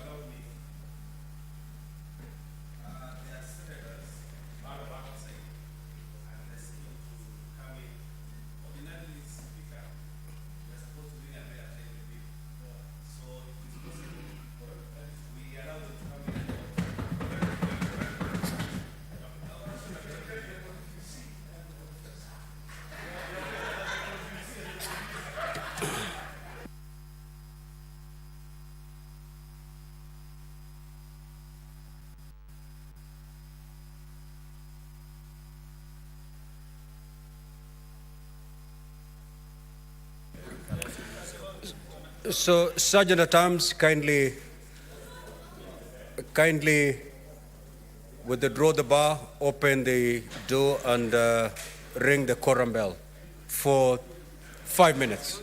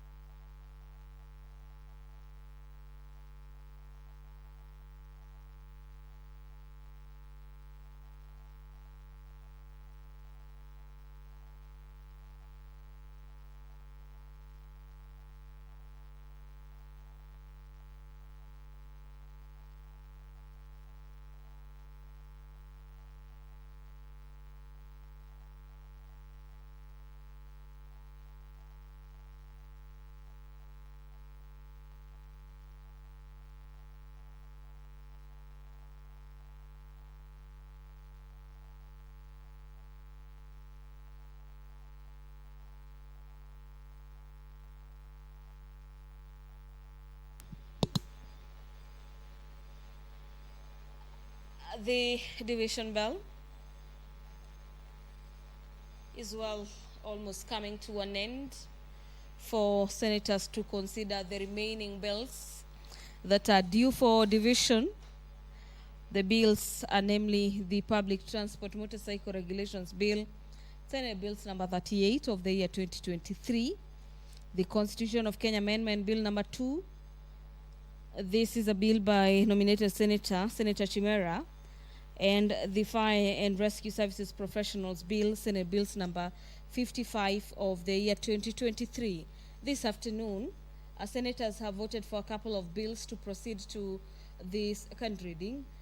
The bills are the Houses of Parliament Bicameral Relations Bill, National Assembly Bills number 44 of the year 2023, the Public Finance Management Amendment Bill, Bill number 40 of the year 2023, and the Street Vendors Protection of Livelihood Bill, and this is Senate Bills number 41 of the year 2023. Interestingly, the Laws of Succession Amendment Bill has failed to garner the requisite support by senators this afternoon, and the bill ends at that particular point. Senators 20 in number voted yes, while 4 voted no, thereby denying the bill the required support for it to proceed to the next stage. And this was a bill that was proposed by the senator and nominated Senator Veronica Maina, that was seeking to streamline matters inheritances in the country.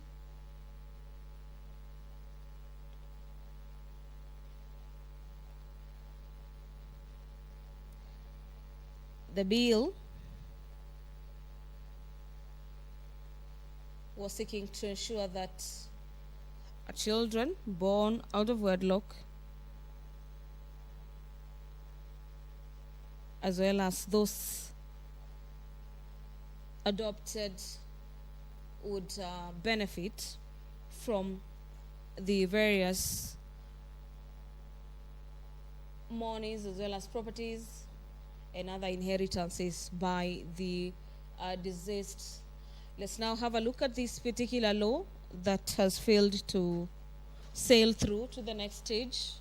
And the Law of Succession Amendment Bill, Senate Bills number 20 of the year 2023, is an act of Parliament seeking to amend the Law of Succession for the connected purposes. The bill was seeking to amend the Law of Succession Act to eliminate discrimination in the distribution of property of the deceased. To achieve this, the mover of the bill was proposing to amend Section 3, Subsection 2, and repeal Section 3, Subsection 3 of the Act, which the Kenyan courts have found discriminative against the adopted children and children who have not been expressly recognized and accepted by their father. In seeking the support of the bill, the mover had highlighted that the bill will ensure that the Law of Succession Act complies with the provisions of Article 53 of the Constitution, which provides for the equal care, protection, and responsibility towards children of both parents, regardless of their marital status. The bill further sought to protect children of the deceased whose mother was not a wife of the deceased by ensuring that they are considered as additional units, and their share of the estate devolves them at the time of a succession. The bill was also seeking to ensure that widows are not discriminated,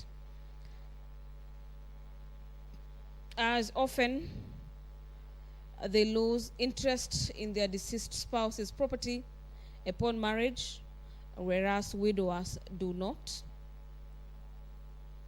The bill further states that the court had previously found Section 35 and Section 36 of the Act to be unconstitutional for discrimination on the basis of matters gender. The bill further sought to ensure that where the parents of the deceased are entitled to inherit the deceased child's estate, both the mother and the father receive an equal share of the estate, and that the court had previously also found Section 39 to be unconstitutional in so far as it gives father the priority when it comes to inheriting the property of their deceased children. An interesting turn of events this afternoon.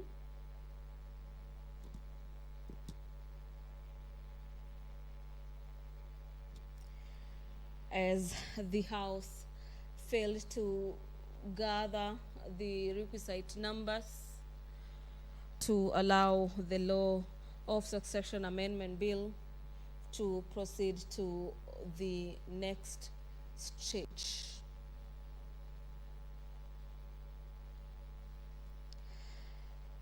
Upon the lapse of the division bell, scheduled for 5 minutes, the House will vote on the other remaining 3 bills that have matured for division. This is an interpretation that the House has already debated the allocated time for each and every bill, and what is due at this particular juncture is for the House to vote for the bills to proceed to the next stage. Allow me to hand you over back to the chamber. Enjoy your viewing.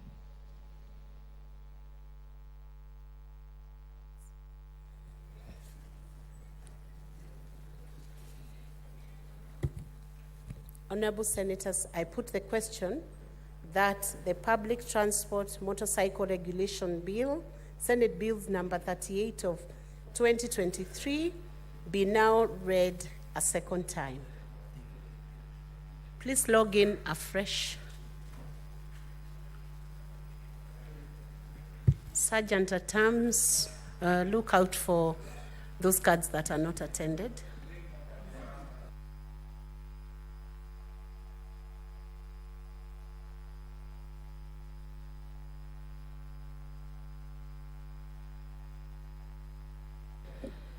Honorable Senators, you could kindly start voting now. Log out and log in.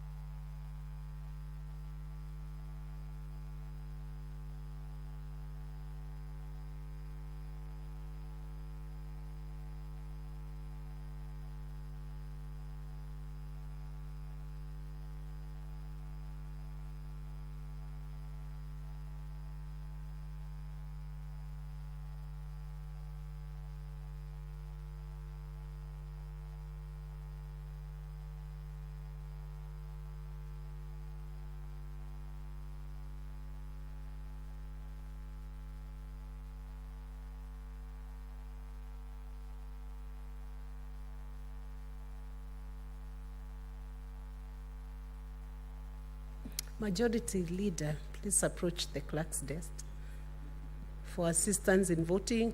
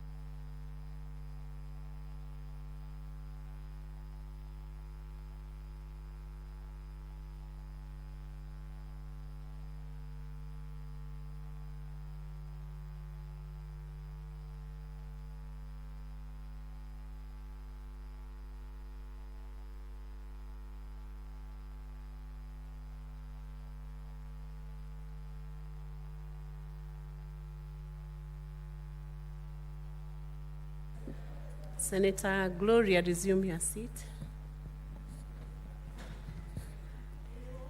Honorable Senators, these are the results of the division on the Public Transport Motorcycle Regulation Bill, Senate Bills number 38 of 2023. The ayes 28, nay 0, abstention 0. The ayes have it. A bill for an act of parliament to provide for the regulation of the boda industry and for connected purposes. Next order. Order number 13, the Constitution of Kenya Amendment number 2 Bill, Senate Bills number 52 of 2023, second reading division.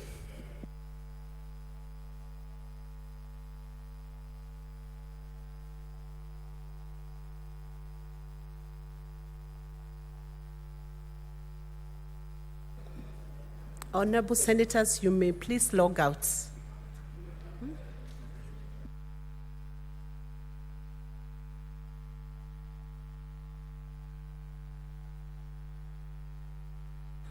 Please log back in.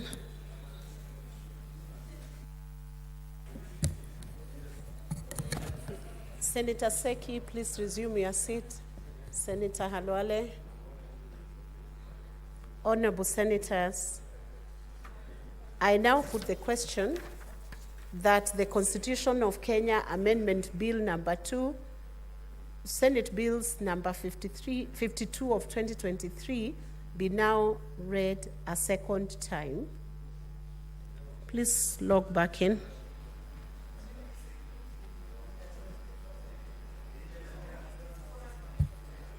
You may proceed to vote.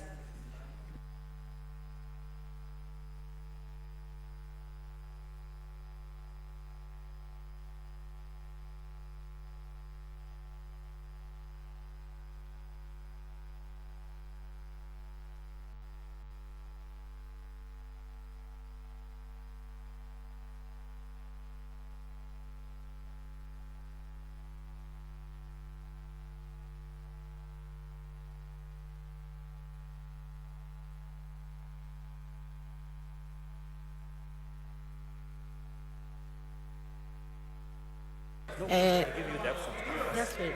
Senators, honorable senators, do not vote yet. Do not vote yet. I'm reading out. I need to read out certain provisions of the Constitution. Honorable senators, do not vote yet. I will read out. Do not vote yet. I will read out the provisions of the Constitution.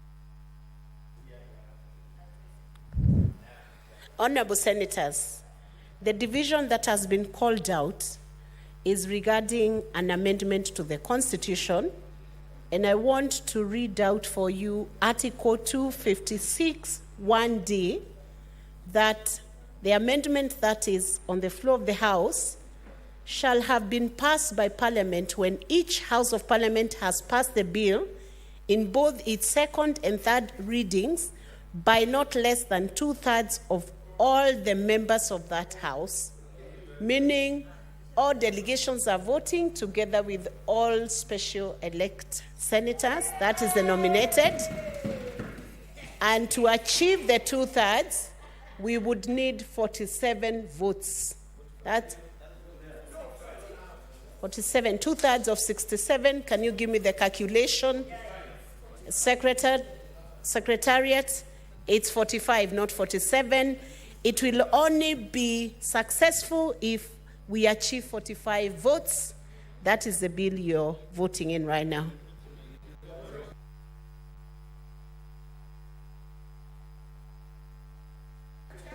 Senator Bonnie Halole, what is the clarification? Madam Speaker, the clarification I seek is that being the case, it means even before we take the vote, we must have at least 45 delegations in the House. So, Madam Speaker, since there are no 45 delegations now, we can't proceed with this vote, Madam Speaker. Could you issue that clarification? Sorry, 45 members. Could you please issue that clarification further? We can't proceed.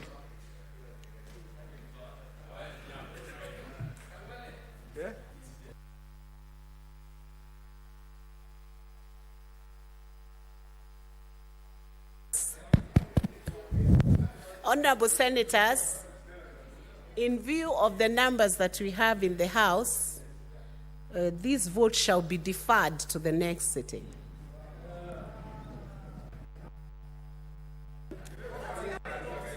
Next order. Order number 14, the Fire and Rescue Services Professionals Bill, Senate Bills number 55 of 2023, second reading division.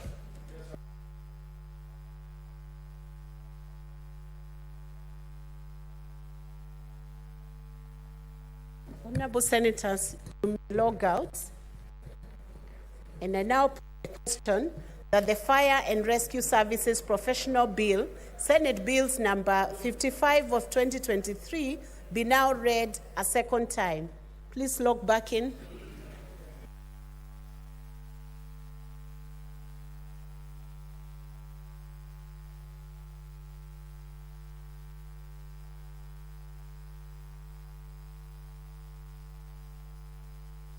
We may proceed to vote.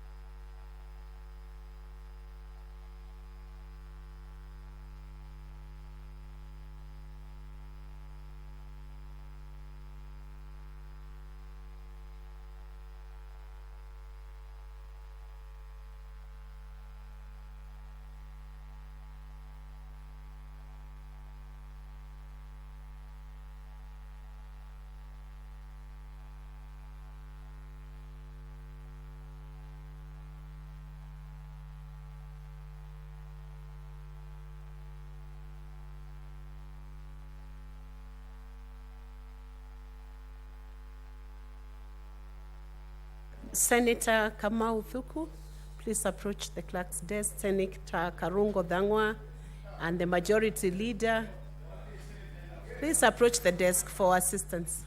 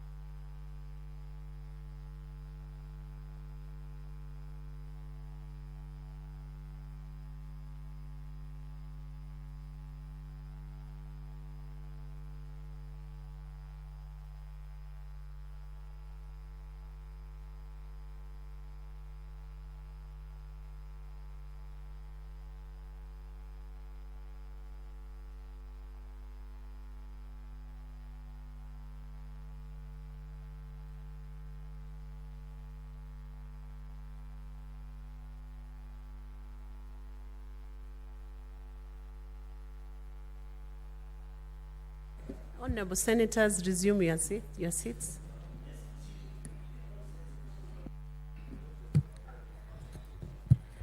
These are the results of the division on the Fire and Rescue Services Professional Bill, Senate Bills number 55 of 2023. The ayes 27, nay 0, abstention 0. The ayes have it. A bill for an act of parliament to provide for the establishment, administration, powers and functions of the Fire and Rescue Services Professionals Board, to provide for the examination, training, registration, and licensing of fire and rescue services professionals and for connected purposes.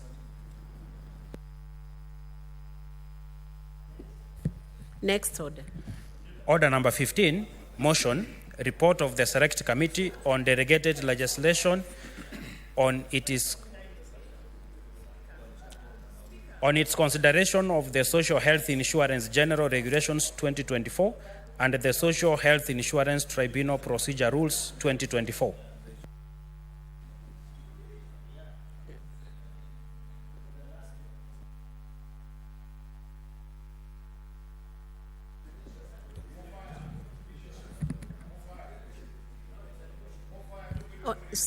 Honorable Senators, can you please log out?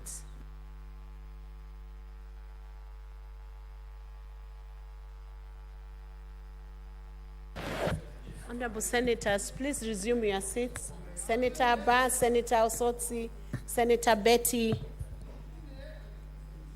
Honorable Senators, I put the question that the Senate adopts the report of the Select Committee on delegated legislation on its consideration of the Social Health Insurance General Regulation 2024 and the Social Health Insurance Tribunal Procedures Rules 2024, laid on the table of the Senate on Tuesday, 2nd July 2024, and that pursuant to Section 18 of the Statutory Instruments Act, the Senate resolves to annul 1. The Social Health Insurance General Regulation 2024, legal notice number 49 of 2024, and 2, the Social Health Insurance Tribunal Procedure Rules 2024, legal notice number 48 of 2024. You may proceed to log in and to vote.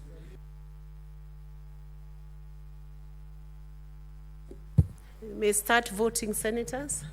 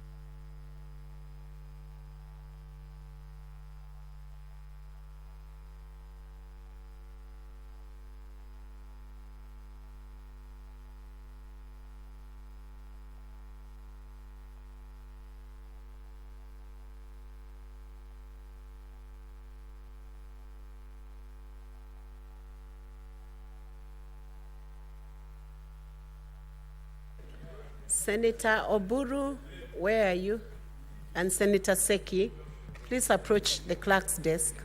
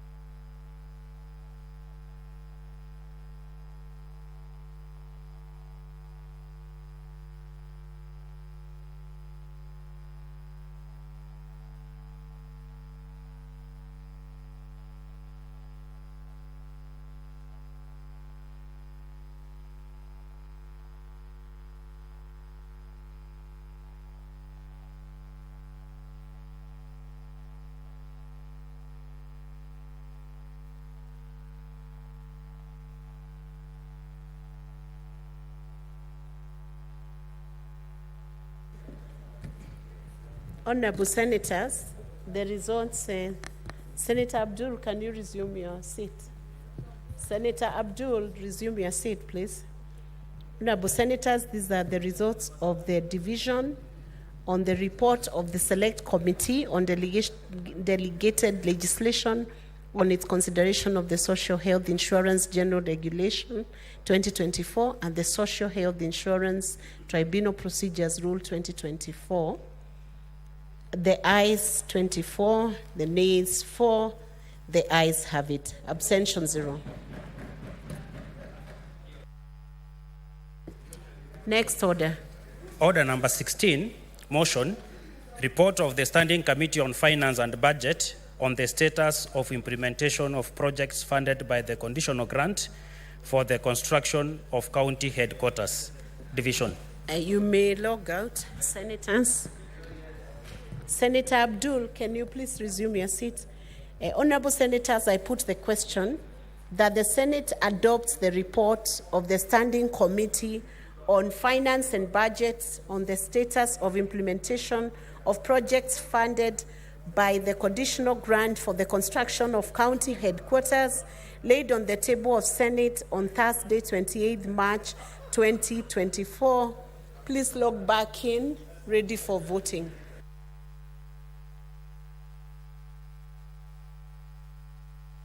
You may start voting now.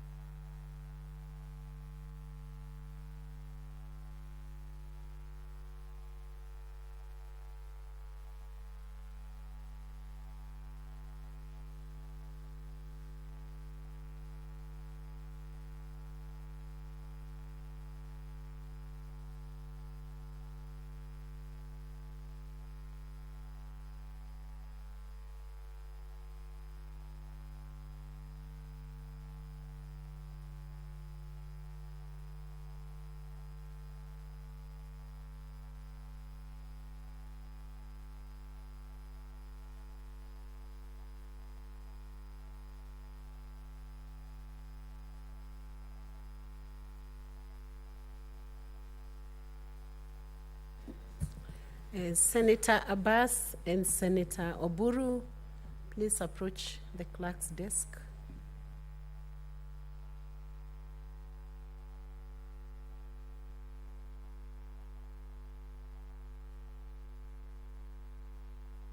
Senator Oburu, please approach the clerk's desk. Senator Omugeni, that is distracting Senator Oburu.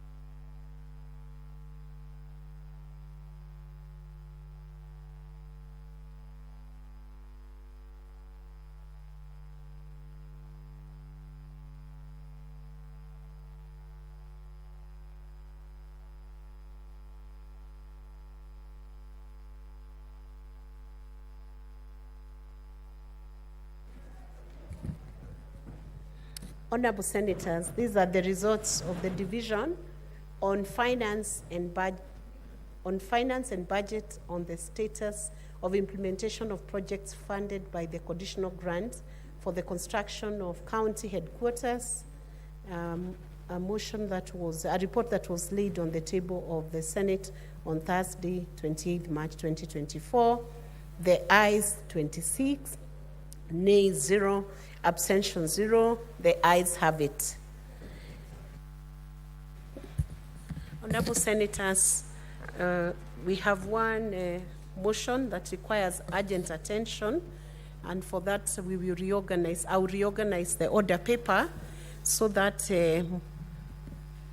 agenda number 28 is called out, and after that we'll have a few minutes for the statements, comments on the statements. So next order.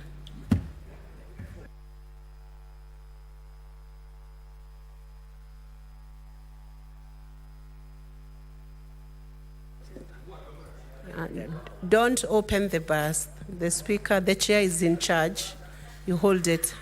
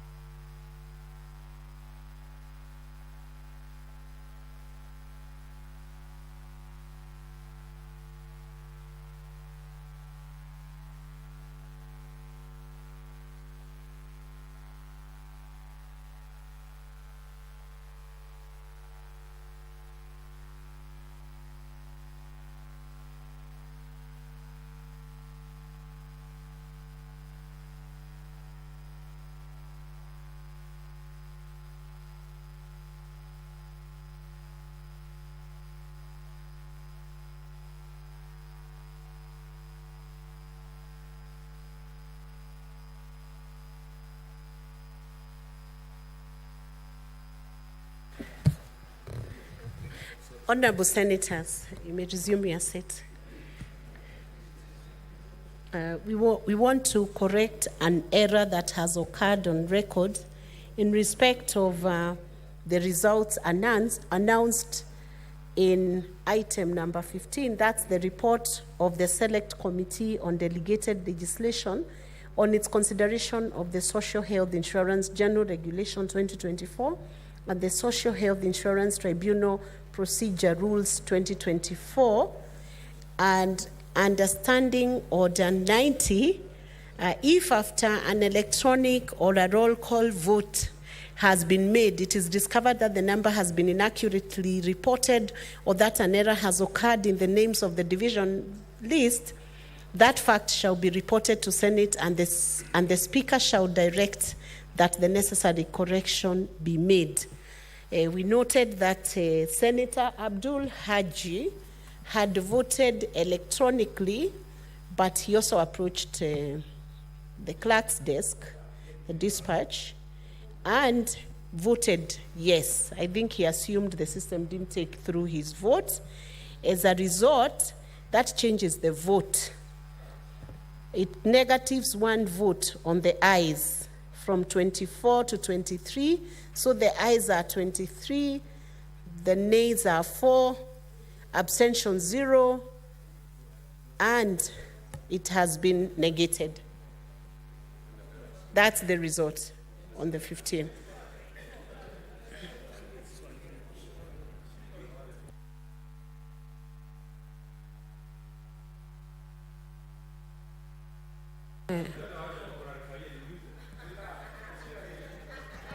Senator Boni, what is the clarification?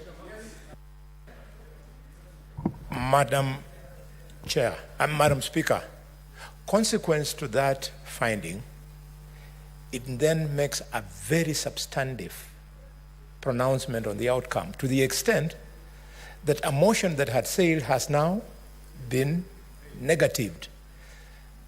Can you please, the Speaker, clarify whether this is therefore not necessary that we vote again? Clarify. I know you know these things better than me. Let the Speaker.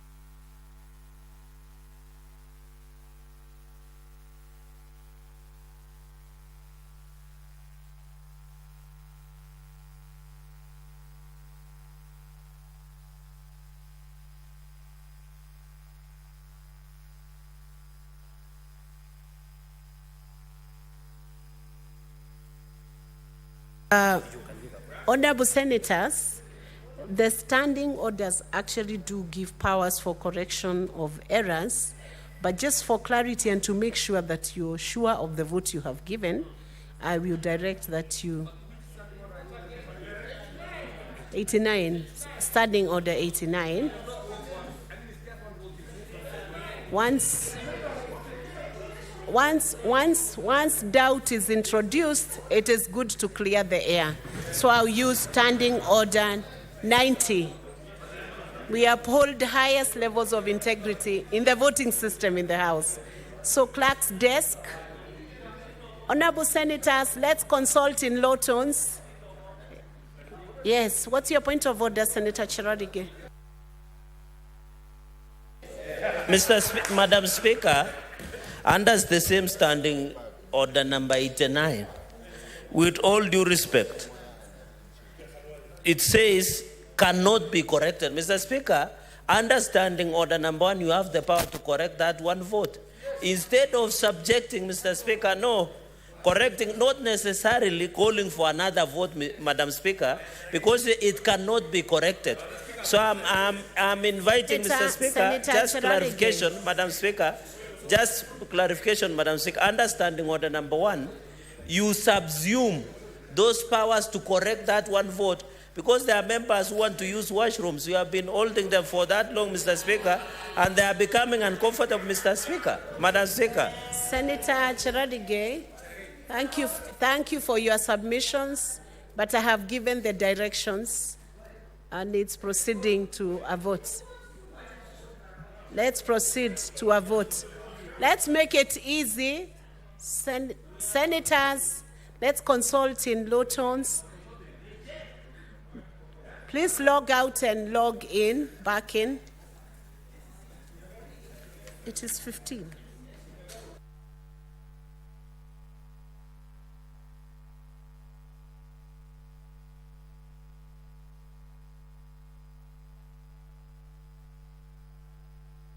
What's your point of order, Senator? Senator Sifuna, proceed. Madam Chair, you have put a direction on the floor, but I can see my colleagues. They're all standing up and defying the directive of the Speaker. Because, Madam Speaker, we have just had a similar situation with the situation with the Senator of Turkana. And we put it to a vote. And we are all here. Yeah, we will just clear the air. But, Madam Speaker, the guidance I needed from you, Madam Speaker, is how it is possible for a member to ascertain. I'm not doubting what you have told us. How can we ascertain that that error involving Senator Haji actually happened? How can we be able to ascertain that? Oh, you can approach the desk. I have seen where he signed. Very well. And I've also seen the electronic. Very well. So, honorable senators, please resume your seats. Senator Karongo, resume your seat. Senator Madago, resume your seat. Senator Betty, you're on the opposite side of the House. Resume your seat, please. So, broad-based government, then resume your seat on the government side. That's welcome. Senator Gloria, resume your seat. This should take us under 2 minutes.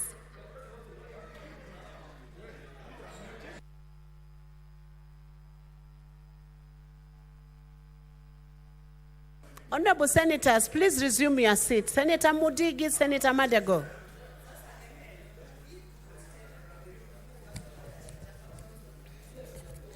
Honorable senators, Senator Madago, you are out of order now. Senator Embu, Senator, resume your seat.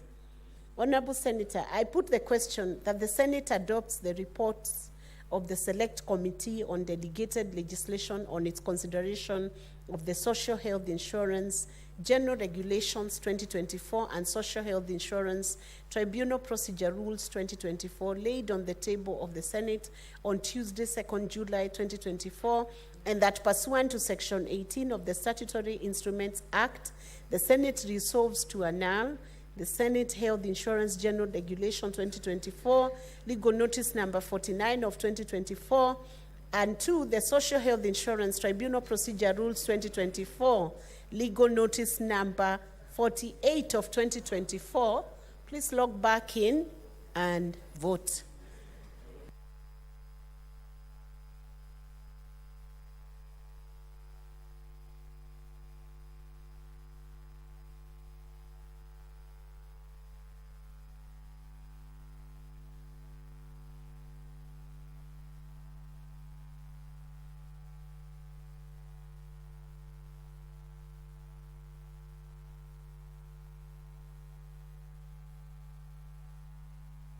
Please start voting. Start voting. Vote now.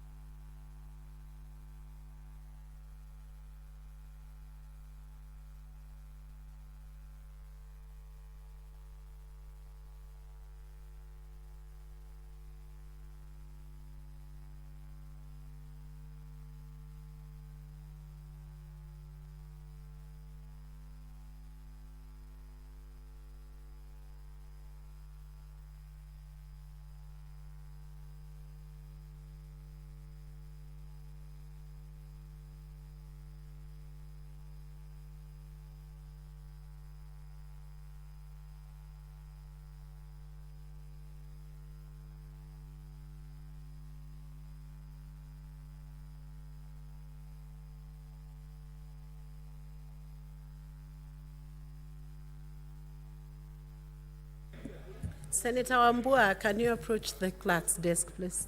Dispatch.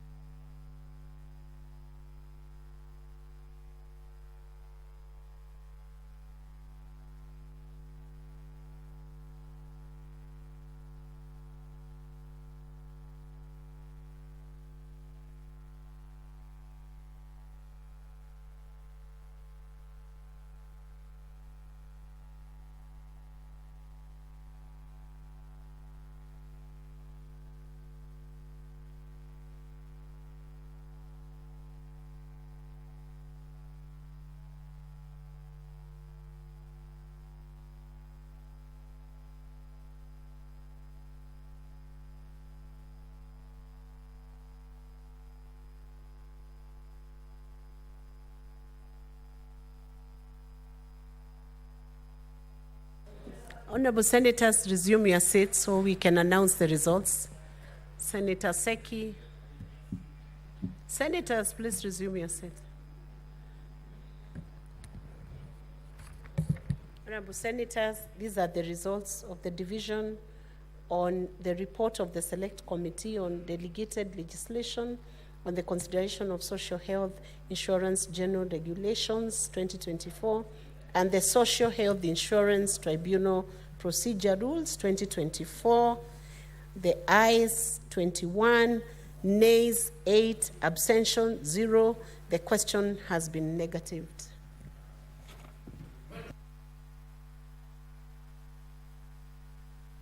What is your point of order, Secretary? I have counted the delegations in the House currently, and there are 28. I don't know how the number 29 who voted comes about.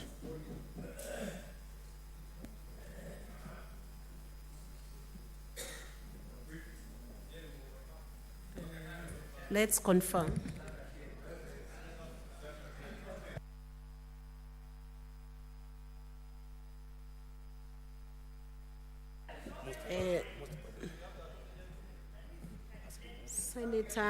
Senator Faki, have you counted Senator Beatrice, who is voting on behalf of the delegation from Homa Bay? Just come to the table and reconcile the names with the clerk's desk.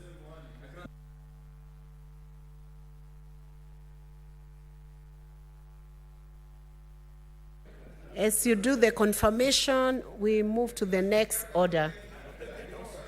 Sergeant at Arms, you may open the doors and...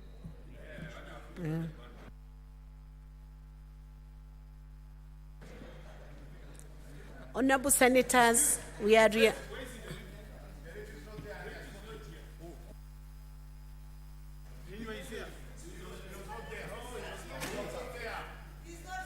Okay.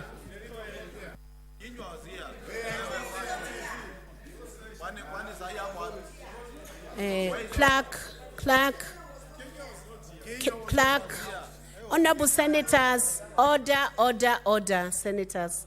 It's a small issue, we will resolve it. Resume your seats, Honorable Senators, then we resolve that issue. That's okay. Senator Omugeni, resume your seat, we resolve that issue. Senator Lelengwe, if you resume your seat, Senator Betty, resume your seat. Clerk, Have you confirmed the list, the number of votes? Let's see the number of votes. Sergeant, at times it's always important to withdraw the cards that are not attended to.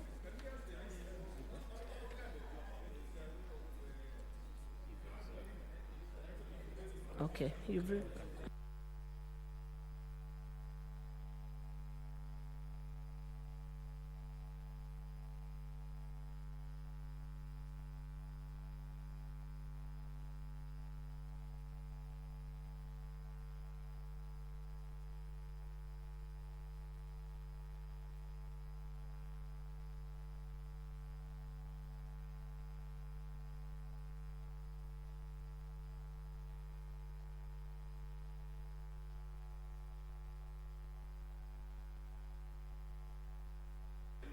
Honorable Senators, please resume your seats.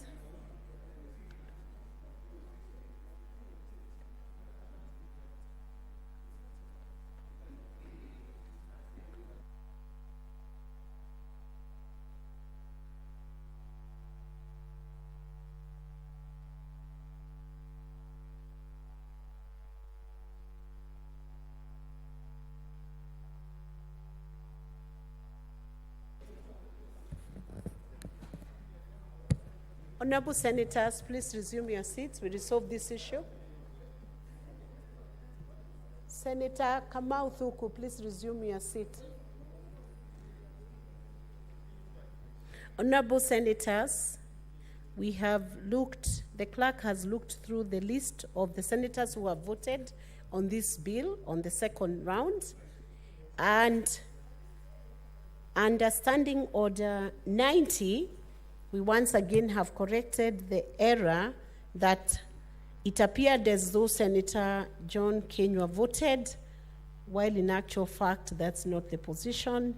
So that has been corrected, even Senator Mudigi. So the vote is as follows. These are the results of the vote. The ayes 21, nays 7, abstention 0. The question is still negative. What is the point of order? You know, we have a title called Honorable Members. When we sit here as senators and it transpires that somebody has cast a vote on behalf of two senators who are not in this house, how does it reflect on our integrity as honorable members? You know, Madam Speaker, there are things where we should draw a red line. We cannot degenerate to that level. How do we trust each other? If we sit in this house, Madam Speaker, you realize your colleague is not there, because you want to carry the vote, you vote on their behalf. This is a matter that we should refer to the powers and privileges. We know who cast that vote so that we bring this to an end, Madam Speaker. You don't have to win by all means. You win in a fair contest, Madam Speaker. So I direct, Madam, these were 2 votes cast. We'll request, Madam Speaker, that you refer this matter to the power and privileges. We know who has voted fraudulently on behalf of senators who are not in the house. If we don't protect the integrity of this house, we are failing completely. Thank you, Senator Omugeni. What point of order, Senator Cherarige? Madam Speaker, we should not be emotive about anything for referring members just to powers and privileges to look good in the eyes of the public. Because our reading of Standing Order number 91 does not in any way, I'm not protecting anybody who voted on behalf of another senator, but there is nowhere that says that if a senator votes on behalf of another senator, he is being referred to powers and privileges. The conduct and decorum during division as per Standing Order number 1 is very clear. That shall maintain, and Madam Speaker, the question should be, every time we are going on a division, you have directed that the Sergeant at Arms withdraws all the cards that are not active. So it's not the making of members, it is the making of your own direction, and the Sergeant at Arms should advise us or brief you in camera or otherwise to tell whether those cards were withdrawn, because you have already, in every division, you have been directing. So you cannot shift blame to members, yet the direction has already been issued. And Madam Speaker, I don't think this thing can be referred to powers and privileges as early as now. Madam Speaker, in the lower house, a member alleged that 2 million were given to members, allegation, but the Speaker of that house has not even allowed that matter to be referred to powers and privileges. Madam Speaker, this is a small matter. The Bible says, forgive 70 times, time is 70. We don't need to create a mountain. Madam Speaker, we don't need to create... Madam Speaker, someone is on the floor. Madam Speaker, in conclusion, we don't have to create a mountain out of an anthill, Madam Speaker. Let it be bygones, and we move as a house, Madam Speaker, under the broad-based ideology, Madam Speaker. I thank you. Honorable Senators, let me give a guidance. Honorable Senators, I am the one who is guiding the proceedings of the House. Resume your seat. Senator Modigi, resume your seat. Resume your seat, Senator Modigi. I have given you, you are out of order. I said resume your seat. Resume your seat, Senator Modigi. Senator Modigi, resume your seat, or I get you out of the House. Resume your seat. When I direct you to resume, Senator Modigi, when I direct the House, I direct you to resume your seat. That's what you do. Don't argue when you've been given a direction from the chair. Senator Modigi, you're out of order. I want to give a direction on this issue because we are not going to deal with many other...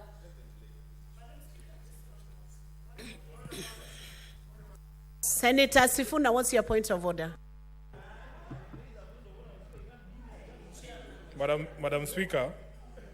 Honorable Senators, you all cannot speak at the same time together. We must give one another a chance and be reasonable. Madam Please, Speaker, Senators. I'll be very brief because I've seen the application of Standing Order 89 twice this afternoon. I think for me the more concerning issue is how is it possible that an error affected one vote and then when the question was put again, you see that people have voted totally differently from how they voted just a few minutes earlier. I think that for me is a greater concern, and it reflects very badly on the House and on the integrity of the votes that we take here. It is very critical, the process that you have undertaken there of ascertaining every person's vote, because Madam Speaker, as you know, we are in an age where we have to explain our individual votes on every single matter that comes before this House. So it is an important process. Maybe I would not align with the proposal to take it all the way to powers and privileges, but as a House we must reflect on this conduct, and it is not something that reflects well on us. I thank you, Madam Speaker. Thank you, Senator Sifuna. Senator Gloria, I will give you a chance, but you should avoid booing when you don't get your chance as fast as you want it. Be respectful in the House. Thank you, Madam Speaker. Well guided. Madam Speaker, I just want to point out that when we had the Speaker, Kingi, at his seat, and we had started voting on one of the bills, Madam Speaker, even the Speaker himself asked, where is Senator Agnes Kavindu, who was in the House?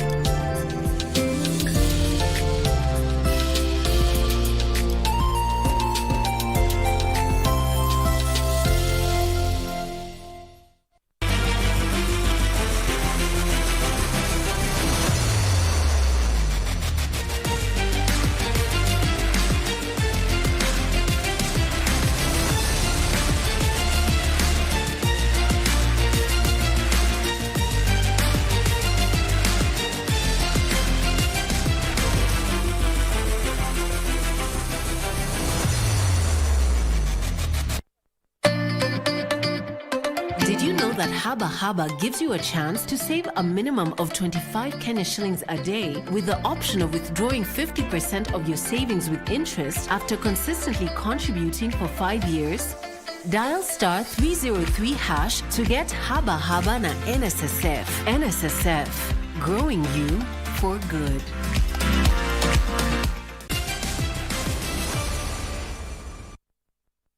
Safaricom, proud sponsor of Team Kenya at the Olympics. Worrying moment as the review checked to see if the ball had left the D. The goal given, and the Indian contingent went wild. Luis Guillet, the 38-year-old French veteran, found the net from long range to make it 6-6. Harrington in the red is looking to become just the third woman boxer to win a second gold medal. She started well, winning the first 2 rounds. An audacious overtaking move from Pidcock. Incredible drama. Pidcock was out in front. There was no catching him now. A second successive Olympic Games gold medal for Pidcock. Safaricom, proud sponsor of Team Kenya at the Olympics. Unajua, token meter yako inahitaji system update. Ni rahisi na ni free. Ukipata ujumbe kutoka Kenya Power, yani SMS, weka kodi ya kwanza kureset, alafu weke kodi ya pili kuupdate ili token meter yako iendelee kufanya kazi kama kawaida. Update token meter yako. Ujumbe huu umeletwa kwako na Kenya Power and Lighting Company. TVET is 100. TVET will be